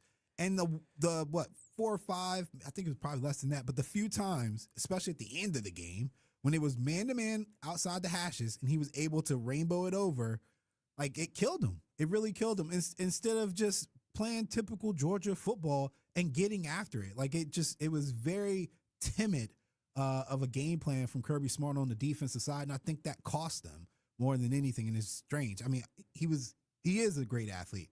he's not prime Michael Vick and Lamar Jackson, man. Like, I didn't understand it at all. Let me throw a take by you. Kirby Smart is one of the worst big game coaches in the country. It's hard to say that when he's won national championships, though. That's true, but he's lost more games he should have won than national championships. He's not as bad as Ryan Day. Okay, that's true. You always forget about Ryan Day. He stinks, right? So that's the thing that's his saving grace. But yeah, if you really dissected it year by year, you would always fall on why couldn't he beat Bama? But it's also just the fact of like Ryan Day, there's so many teams that he's had. There's so many games that you go in and you go, all right, they should win, and then they don't win, and he's a coach that I just don't trust in the big game. Yeah, he hasn't separated himself enough since Nick Saban has retired, because there's a mantle for best coach. And it's up for grabs, and it's been up for grabs since Saban left. But if you had told anybody or talked to anybody who watched college football, the minute Nick Saban retired, we would have all assumed it was Kirby Smart and everybody else. And Kalen DeBoer has kept that from him. Yeah, DeBoer's kept it from him. Freeman got him last year. Pete Golding apparently got him with this game. Yeah. But the irony of all this is the Final Four is just everybody's fighting for Nick Saban's approval. They're all former Bama staffers. Yeah, that's the crazy part. If Kurt Cignetti wins this, Kurt Cignetti's the best coach in the country. I already think Kurt Cignetti's the best coach in the country. You're Kurt right. Cignetti made us all care about Indiana football. Kurt Cignetti has lost, 2 total games as the head coach of Indiana football? 2 games in total? He's made them the number 1 team in the nation. And they beat Ohio State for the Big Ten championship. And they demolished Alabama last time out and made Alabama look like a joke. 38-3. So I mean, at this point, I think saying something crazy like he's got to finish, he's got to win a national championship. No, he's literally done more than anybody else would have in this situation. So I think he's done enough. He is the best coach remaining in the playoffs. I think he is the best coach in the nation this year. And I liked him when he was at JMU, and I'm going to continue to like him. And I tell you what, man, I don't think anybody wants to see Kurt Cignetti after the second half because of the remaining coaches. He absolutely destroys all of them on halftime adjustments. And the staff that he has put together, they're excellent at making those halftime adjustments. Defensive coordinator Bryant Haynes, offensive coordinator Mike Shanahan. No, not that Mike Shanahan. Another Mike Shanahan. I don't like any Shanahan. All right. His son's not named Kyle. Does that make you feel better? Yeah, I probably would like him then. But that coaching matchup, and we'll break down that Indiana-Oregon game more tomorrow because the game kicks tomorrow, 7:30 in Atlanta. But that game is the best coaching matchup we have left. And no disrespect to Miami, Ole Miss. You can cold takes, freezing takes, expose me if this comes out to be true. But Indiana-Oregon, that's the national championship game. So I will slightly disagree. Oh, please do. Just because I think Miami's talented enough if they advance that off of sheer talent, they can carry Cristobal to a championship. They are a very talented team that we haven't actually seen them peak yet. I think we got flashes of peak Miami when they were the number 2 team in the nation. But, I mean, even Caesar could probably vouch for that. He's our resident Miami fan. Like, this team still leaves a lot to be desired on the field. And that to me is scary because look how far they've made it with me saying that. So if they peak at the right time, if you get the best version of Miami against the best version of Indiana, I think it'll be a coin flip game. I don't see it. I don't see it. The way that they're unable to run the ball at an efficient clip, I just don't see it. They're 105th in the country in EPA per rush, and they don't defend the run all that well. Gotta catch lightning in a bottle. Right. Yeah, you got to catch lightning in a bottle. Like, is it possible? Sure. Are they outperforming expectations? 100%. Do they have one of the best defensive lines that can generate pressure? 1,000,000%. Akeem Meisdor and Ruben Bain have been fantastic for Miami. Ruben Bain, people are going to nitpick his arm length this entire draft season, but he's the best edge rusher in the NFL draft this upcoming year, and he has proven that time and time again in this college ball playoff. Aiden Hutchinson was a T-Rex, and it worked out for him. Yeah, he's got even more of T-Rex arm. You know Ruben Bain's rumored arm length? What? Can't believe we're talking about arm length. Whoa. It matters. Under 31 inches. All right. It would be in the 98th percentile. I will watch the tape, and I can let you know whether or not he's got the goods. Although I've obviously seen him play, and I think he's got the goods. I think he's got the goods. Yeah, I mean, some of that's technique, man. Like, even if you got shorter arms, keep them inside, keep them tight. You You'll know, be fine. and if you got a good punch to kind of get the guys off balance and a quick first step, everything else is just kind of just like draft speak, right? Yeah. Like, we don't care. Is he productive? Yes. Does he help you win football games? Yes. Like I said, Aiden Hutchinson had nicknamed him T-Rex for a reason. Like, he had short arms too in comparison to others, and he's been fine. This draft season, not to go off on a complete draft tangent here, but this draft season is going to be absolutely fascinating because Caleb Downs is the best player in this draft. And it's the typical, this draft is going to, like, people are going to say it stinks because the quarterbacks are not good. Well, the quarterbacks aren't good, but what I'm saying is Caleb Downs is by far the best player in this, maybe not by far, but he's the best player in this draft, but he's a safety. And so we're going to hear the discussion, well, how high can you draft a safety? You can't use a top 10 pick on him, and he's going to fall to like pick 12. Oh my Whoever's going to pick him at pick 12 is going to get the best player, and then immediately we're going to be like, how did he fall to the 12th pick? Similar to what we did with Kyle Hamilton, similar to how Nick Eamon-Wari fell to the second round. There's going to be a lot of discussion on positional value. I don't understand how Nicky fell to the second round, but I mean, you know, people like who they like. But safeties are just like an underutilized, slept-on position group, which makes no sense to me. You said around 12? Well, I hope he's a top 10 pick, but like in this theory, what if he drops to 12? Bengals 10, Dolphins 11, Cowboys 12, Rams 13, Ravens 14.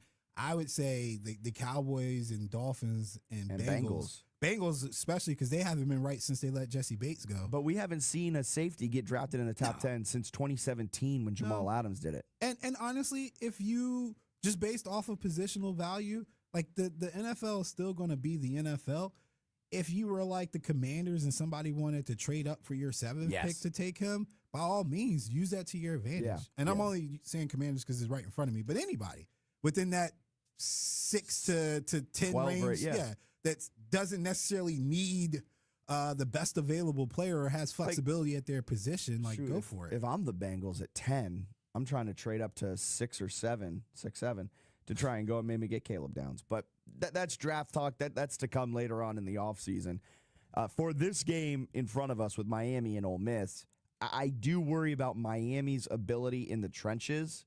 Not really in this game, because Ole Miss isn't necessarily the best in the trenches either. Ole Miss ranks 132nd in the nation in EPA allowed per rush, and they aren't generating a ton of positive momentum running the ball either.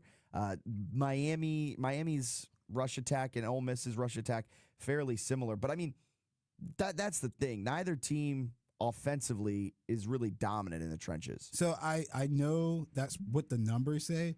But I saw Ole Miss hold their own against Georgia and in a lot of spots win the battle at the line of scrimmage, and that's always been Georgia's strength. Yeah, but that's a one-off game. Like looking at their full sample, they have not been able to consistently do that. So it gives me pause, because did they figure something out then, or is it the one-off game? Because if they're able to get not even a certain yardage, if they're able to sustain positive yards on first and second down on the ground, it makes the passing game easier. And with a quarterback like Chambliss, it completely opens your playbook.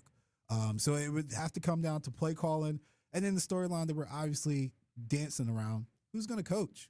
What's the situation there for Ole Miss? We're really dancing around that because Pete Golding was the defensive coordinator. He's now been hired as the head coach. He's the guy who's been head coaching him throughout this entire playoff run. But Lane Kiffin called back Charlie Weiss Jr., right?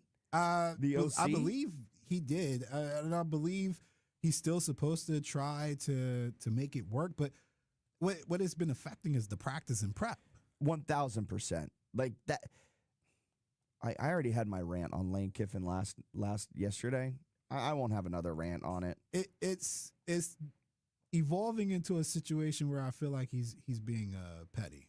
1,000%. Yeah. So 2 days ago, it was reported by Mark Schlabach and Heather Dinich that LSU's administration is allowing Charlie Weiss Jr. and Kevin Smith is the running back coach, to continue coaching. Sources said that Weiss and Smith, who are following former Ole Miss head coach Lane Kiffin to LSU, flew to Baton Rouge on Monday for recruiting visits, and then returned to Mississippi later that night. So you're splitting time. Like, it is a miracle that Ole Miss is here. It is. It is. I don't want to be mean to Ole Miss, but like their defense isn't the best. Teams are able to move the ball really well against bend, but them. don't break, baby. They are the epitome of bend but don't break. And they have bent in the postseason. They have not broken. I wonder how much bending they can take, both on the field and off the field. So there's our angle right there. Whatever team can win the red zone battles, because Miami was stingy with Ohio State too. Yeah, and that's essentially what it boiled down to. Ohio State just made a couple of boneheaded mistakes and couldn't finish. So if it's important to like designate the red area, because as you pointed out, Ole Miss is going to give you ground. You're going to move the ball on them. But if you're only getting 3 points instead of 7, they can stay in the game. Georgia found that out the hard way. Yeah, and then all of a sudden you've got this magician back there in Trinidad. I mean, he's got magic right now for sure. You know what it reminds me of? You know what song that's always that I think is always playing in Trinidad Chambliss's mind? What? All Gold Everything by Trinidad James. Oh yeah. I feel like that's like when he's. I would definitely. That was like one when of my he's favorites. when he's taking over a game. I can just imagine him just listening to All Gold Everything, like playing in his head. I can't do the lyrics, unfortunately. No, we cannot. But yes, I would imagine that's in his head, and also from a boxing standpoint, why would you name your child after Felix Trinidad? Boo you. Is that who he's named after? I think that was the story. It was Felix Trinidad. His dad was a big fan of him. All right. Good for them. No, he's a great boxer. I'm Team B-Hop, so yeah. Oh, okay. I see. There is a divide there. You're also, either or with those two. You're also talking boxing language, which I'm just not all that. Just imagine it's you got to pick a side between the two. Yeah, it's like LeBron, Michael. I guess, but no, not at all. It's like LeBron's. I'll stop trying to compare it to other sports. But I think this is going to be a high scoring game tonight because both defenses leave a little bit to be desired. Miami's defense is very good at creating pass rush, but they can get got on the run just a little bit, and you can maybe find some sort of rhythm early downs. Ole Miss's offense, it ranks 23rd in the nation in early down EPA, where Miami ranks probably middle pack of the ACC in early down EPA. So, what's my line? What's your line or what's your total? The line in general and the total. You can go ahead. 3.5. Miami's favored by. Total's 52.5. Wow, thought it would have been a little bit higher, considering Ole Miss had Georgia running marathon speed, and that was well over. That was close to 70, right? I would take the over. I'd take the over, but sometimes in these championship games where we think, I'll use VCU as an example. A game last night, you just knew that was going over. It was going to be fast paced. And they couldn't hit a bucket for 15 minutes, it seemed like. So, like with football, I'm like, yeah, I would expect, again, because as you pointed out, Ole Miss is going to give a lot of yardage, which means that Miami's going to move the ball down the field. But I'm a little weary that we'll see the explosive plays, but not the finishes in the red zone. Yeah, I mean, maybe they think also Ole Miss isn't going to hold up its end of the bargain, that they will move the ball offensively, but Miami's defense will come up with big sacks and big moments. All I know is you better watch my boy Malachi Tony. That man he's a beast. He hasn't really gotten off like that yet. So phrasing. Yeah, phrasing, but hey, him and Jeremiah Smith have like the most explosive big playability for these young guys. Yeah, Malachi Tony's a fun player. Yeah. He's a fun player. So got to watch him. And for Ole Miss, though, their secondary has been pretty darn solid this year. They rank 20th in the nation in EPA allowed per pass. So it's going to be a very fun game. Very fun game that gets the semifinals going. I got Miami winning, and I've got the over 52.5. That's my play. If you're a betting person, that's my play for it. And we got the game tonight here on 106.1 ESPN.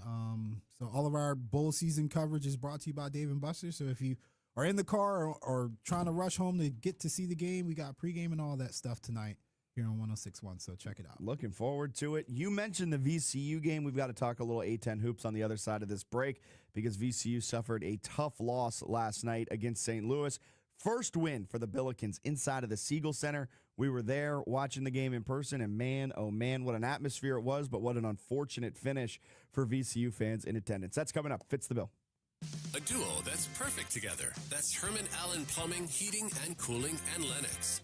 Herman Allen is your local Lennox dealer, and they're committed to making your family's home comfort their top priority. With a wide assortment of Lennox products to offer, Herman Allen Plumbing, Heating and Cooling will ensure your home's air is perfect for your family. Call today at 804-746-5853 or visit online at hermanallenplumbing.com to learn more about how you can experience expert service and care. You still thinking job change in the new year? Yeah, I need something that's in high demand and more stable in this economy. IT? Yeah, cybersecurity, maybe even AI. That's what I did. Really? How? Went to My Computer Career. You don't need any prior experience, and you could start your new career in a matter of months. A lot of IT pros go to school there, too, to level up. Sweet. Are classes online or on campus? Both. Wow, I'll check it out. Thanks. Make this your year. Take the free career evaluation now at mycomputercareer.edu, an Elite CompTIA certification partner. Financial aid is available to those who qualify, including VA benefits. Why choose a Sleep Number smart bed? Can I make my site softer? Can I make my site firmer? Can we sleep cooler? Sleep Number does that. Cools up to 8 times faster and lets you choose your ideal comfort on either side. Your Sleep Number setting. JD Power ranks Sleep Number #1 in customer satisfaction with mattresses purchased in-store and online. And now, the more you buy, the more you save on beds, bases, and more. Limited time. For JD Power 2025 award information, visit jdpower.com/awards. Check it out at a Sleep Number store or sleepnumber.com today. We're more than a station. We're a sports community. Braves, Spiders, NFL, NBA, MLB, NASCAR, talk shows, big games, local heroes. 106.1 ESPN Richmond is where Richmond talks sports. Want your brand in the mix? Advertise with us today. Call 804-330-5700 or email espnrva@summitmediacorp.com. Amber and Ian. If Virginia wins that game, they are in the college football playoff. So Notre Dame, if you want to be in 24, you should have been in at 25 because your ass is left out. I understand why Notre Dame's not in a conference, but then don't cry in the rare situation where it harms you. And then also, don't expect the ACC to advocate for you if you are not a partner with them in that sport. Amber and Ian, weeknights at 7 Eastern on ESPN Radio. Evan, Canty, and Michelle are unsportsmanlike. It was shocking to me how bad the Raiders were. Did I expect them to, in 1 year, turn this team to a Super Bowl champion? No. Did I expect them to be tough, competitive? Absolutely. And they were neither. Tom Brady has to wear that one, even though I want to put faith in him and his ability to be excellent at everything that he does. I also have no faith in Mark Davis and the Raiders to get this right. Unsportsmanlike. Weekday mornings starting at 6 Eastern on ESPN Radio and on ESPN2. Hey, Richmond, looking for more Fits the Bill content and behind-the-scenes looks into the show? Well, follow us on Instagram at FitsTheBillESPNRVA. You'll get all of the clips, exclusive hot takes, and so much more. Follow us at FitsTheBillESPNRVA on Instagram.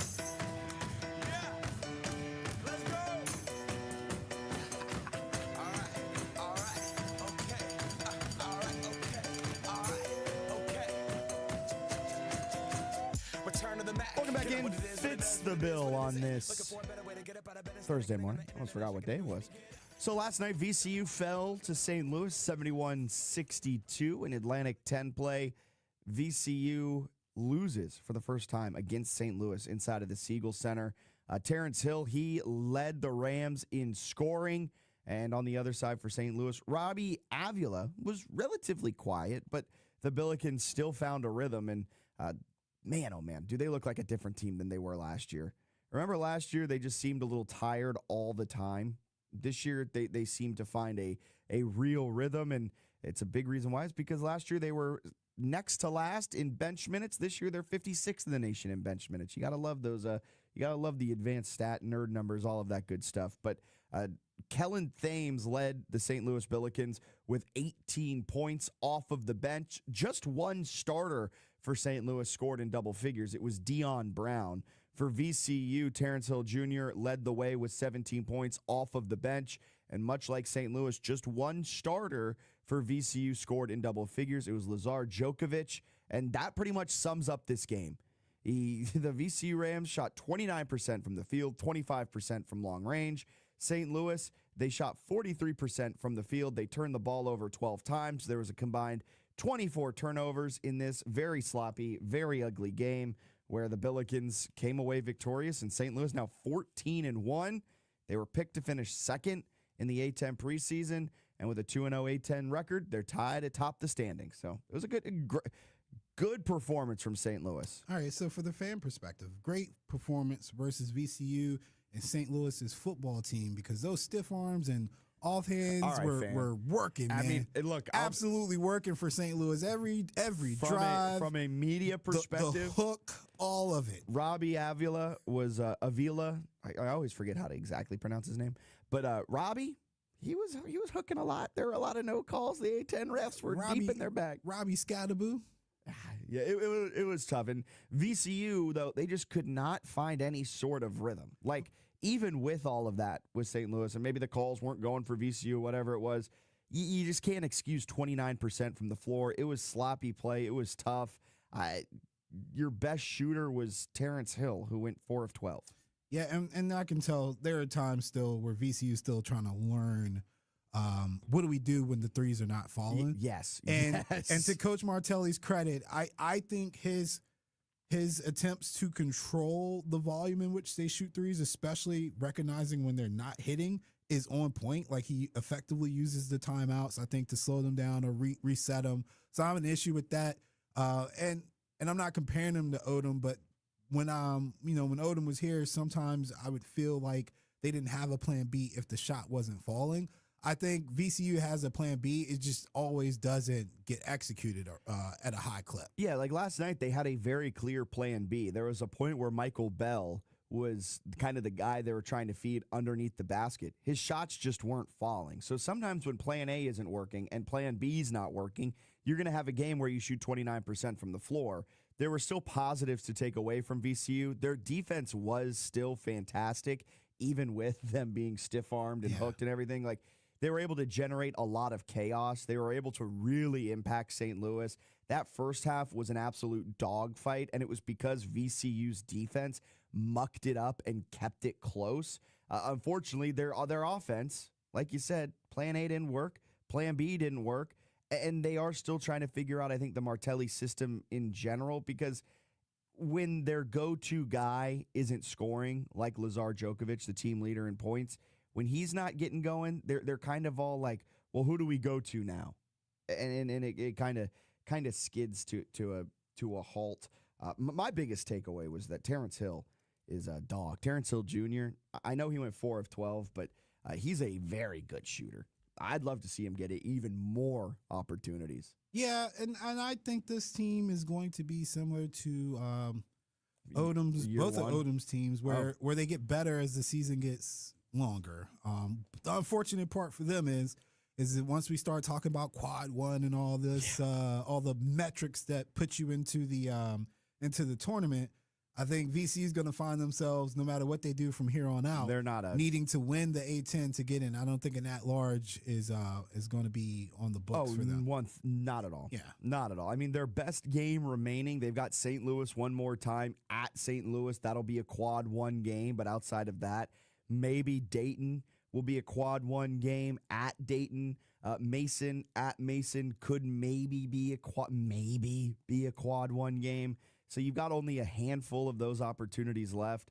And the rest of your schedule, Rhode Island, St. Joseph's, Davidson, Richmond, Loyola, Chicago, Fordham, those are all teams on the outside of the top 100 in KenPom, which means they're all must-wins, essentially, if you want to keep any shred of at-large hopes alive.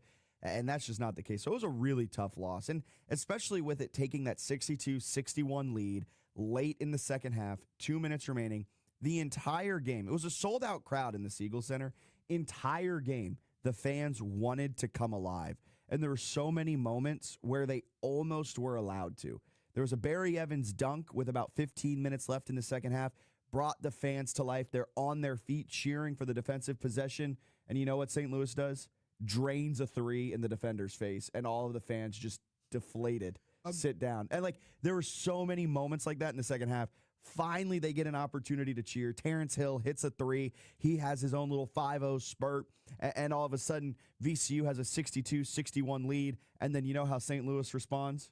They call a timeout. They come together. They go on a 10-0 run. Yeah, and I forget the young man's name for St. Louis, but apparently he only had made 6 threes all season. Yeah. And he made 2 last night, and one of them, I think it was the one after Barry Evans' dunk, where he just came, like it was like all the momentum's back, VCU's up 1, and he just without any hesitation, shot a 3, and it barely made the net move. And I was like, oh, in my mind, I was like, oh, so it's going to be one of those games where we just have the random guy he just happens to be on. It was Amari McCautry. Yeah. Amari McCautry went 2 for 3 last night.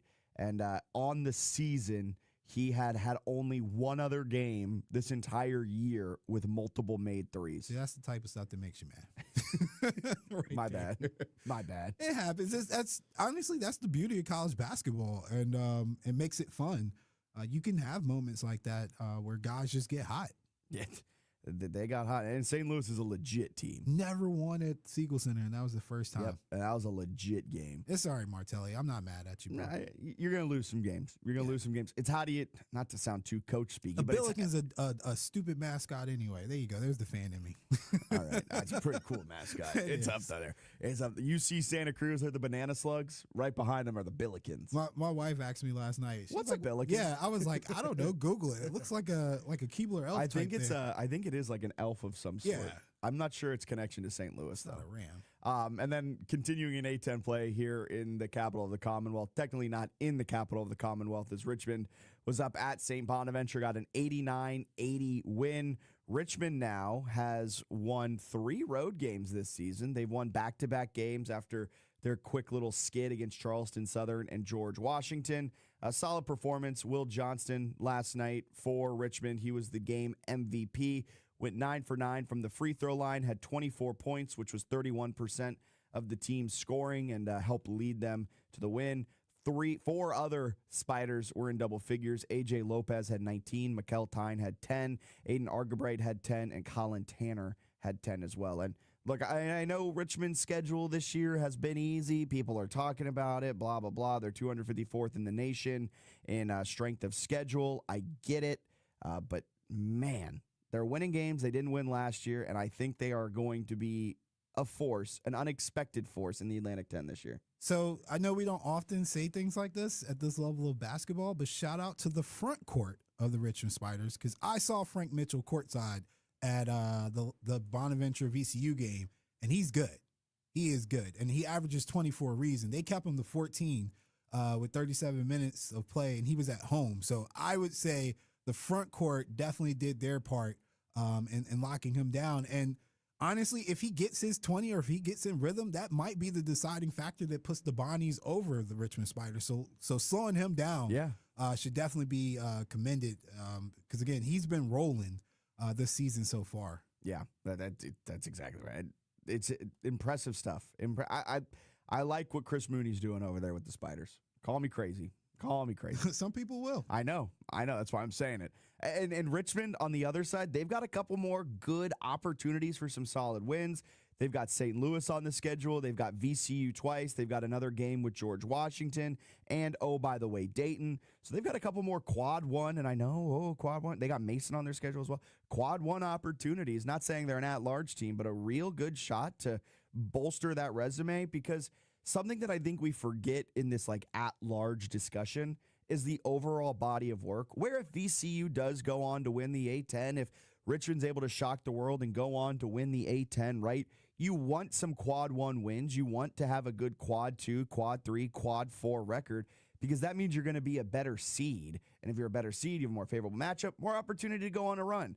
So sometimes it's not all about the at-large, but it's about how you can look in terms of the committee if you do get that at-large bid to get a better seed. So I know it's only January 8th. I'll slow down on my bracketology, March Madness talk, but trust me, when the calendar flips to February 9th, the day after the Super Bowl, it's full on me being like, okay, so if this happens and this happens, that's what college basketball is fun. I mean, you are a analytics guy, and this is like bracketology is probably right up your alley. Yeah, I love trying to figure it out. I will switch to draft. I've got bracket matrix up, Ken Palm up, and I know you do. We're always looking at all of it. All right, let's get our last break in here. We've got a great question that came in over on the stream, asking if the Bills get blown out in Jacksonville, will Harbaugh head to Buffalo? I really, really like that question. We'll answer it on the other side. I know that hiring can be challenging. You sort through tons of resumes and you get too many so-so applicants. You're just waiting for someone to match your role perfectly. Well, now there's a place where you can meet them fast. ZipRecruiter. Need to hire right away. Start your search for strong candidates. The right fit awaits. Build your team. Build it sooner. Meet your match on ZipRecruiter. Just head to ZipRecruiter.com/free right now to try it for free. And you're on your way to meeting your match. 4 out of 5 employers who post on ZipRecruiter get a quality candidate within the first day. So try it now.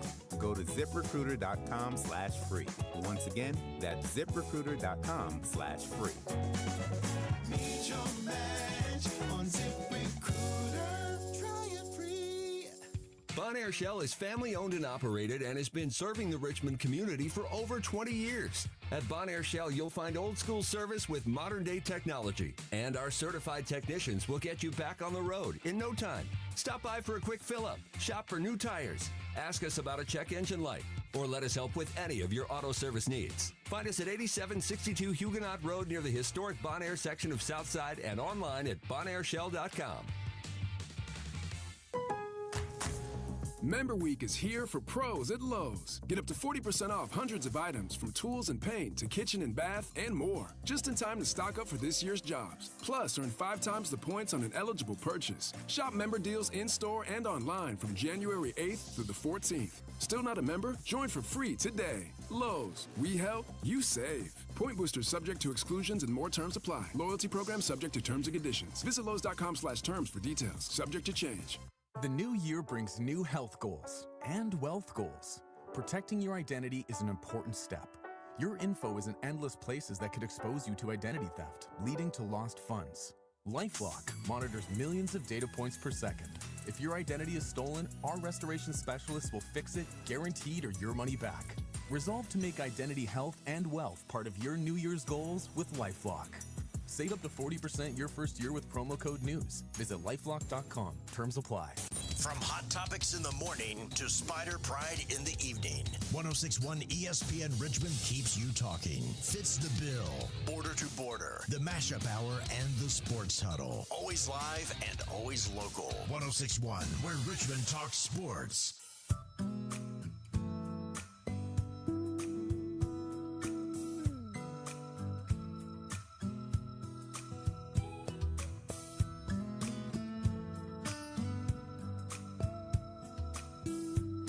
I was going to ask you a question, but I don't want to get you in trouble. No, go ahead. Do you like Eric Clapton? I don't mind it. Okay. I am the type of music listener, like I associate music with my mood, and on any given day, like it doesn't matter the genre. It just depends on how I feel. That's fair. I'm kind of the same way. Yeah. Kind of the same way, but never really got big into Eric Clapton. He's had some things that made me kind of beat my feet. Yeah, tap your foot. Yeah. Tap your foot a little bit. So I teased it heading into the break. We got I almost said text. Technically, it's a comment. We got a comment in. If the Bills get blown out in Jacksonville, Harbaugh to Buffalo. And you know what, Alan? I love that.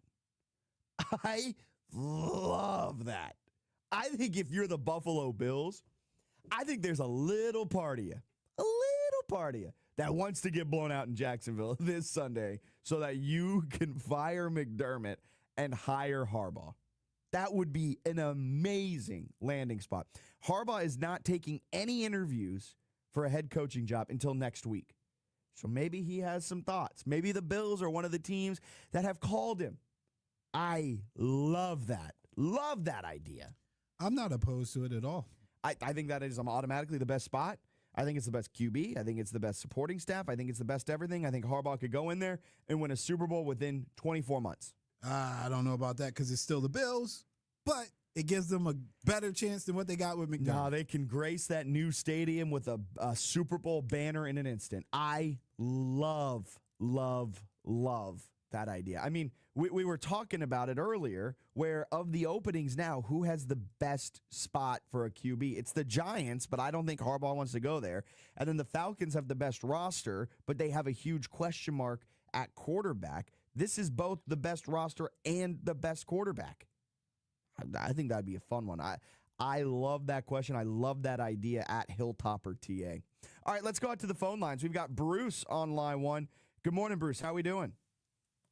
Good morning, Fitz. Good morning, Alan. So who you guys rolling with? I heard y'all discussing the game tonight, but who are you guys picking? I'm on Miami to win, and I like the over if you're into sports betting, that type of stuff. I'm on Miami. Yeah, I got Miami too. Okay. I sort of agree. I mean, Trinidad would have to pull off a miracle again. But, yeah, I sort of agree with you guys. Now, and I know y'all are going to talk tomorrow about Friday night's game, but I'm all in on Oregon. I'm just all in on Oregon.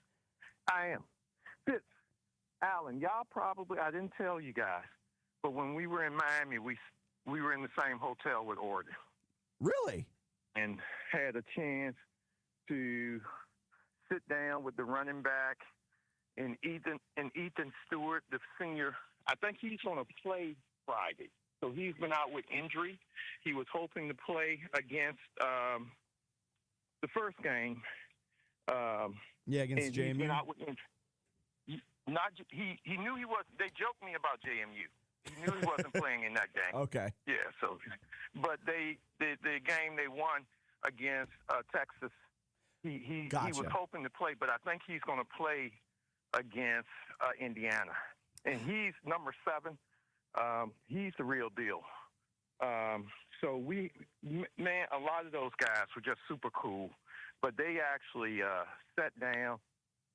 We were all in the lobby and talked with us, and just real good guys. So I'm all in on Oregon, all in. Okay, look, it's hard to beat a team, and every coach cliche says this, but it's hard to beat a team twice in a season. But man, Indiana, they are dogs. I said it earlier though. This Indiana-Oregon game, Alan disagreed with me on this, but this Indiana-Oregon game, I think is a national championship game. I think the winner will win against Miami or Ole Miss. I think this is going to be the best game remaining between Indiana and Oregon. Should be a fantastic one. I like Indiana to win, though. I think they've got the better QB. I think they've got the better defense. I think they've got the better coaching staff. Should be fun, guys. Should be fun. And hopefully Reggie going to hit you guys up because I like the move of Trae Young. I love it. That's just me. Yes. It's extremely low risk. It is high reward. You gave up next to nothing to get him. Yep. I think it's fantastic. Yep. It's a great move for Washington fan base. It is a great move because now you have ice tray veins that can get you some buckets in the fourth. And that's what I said it was coaching, but they need somebody that can get buckets, man. And that's what you bring this guy in for. Not to say CJ could not, but Trey can.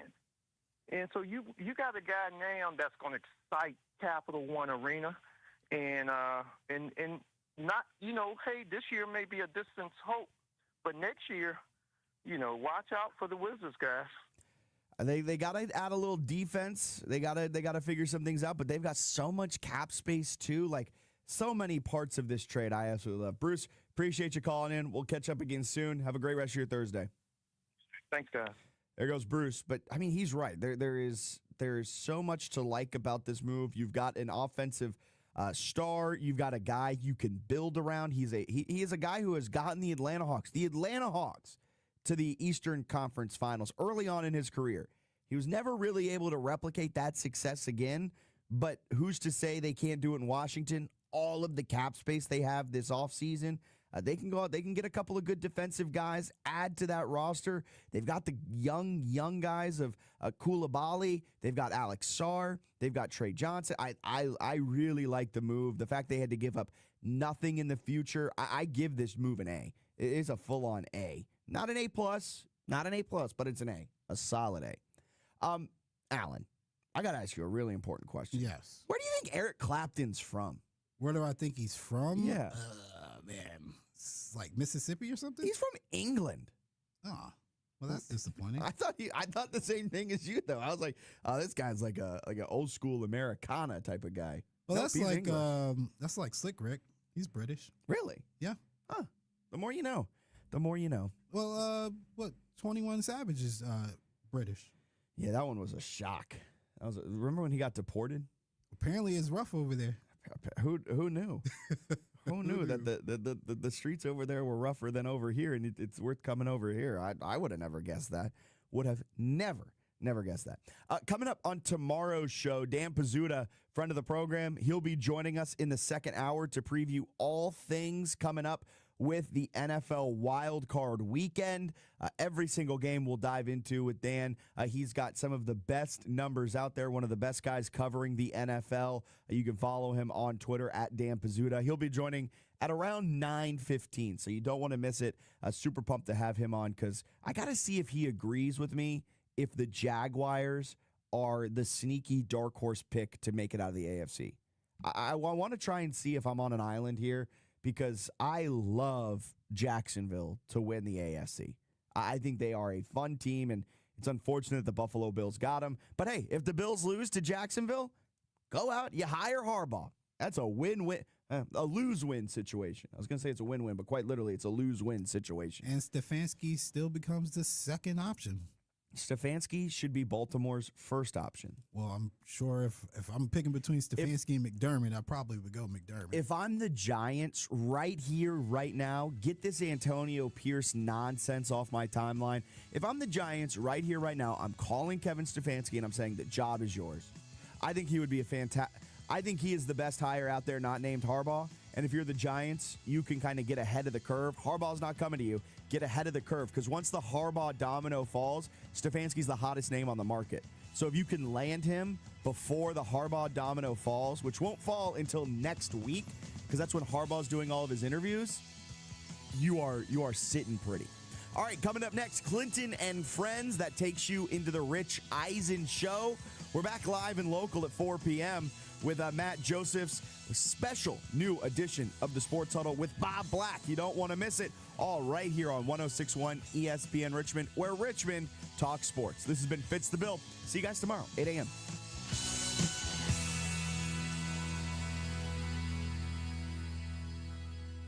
Your home.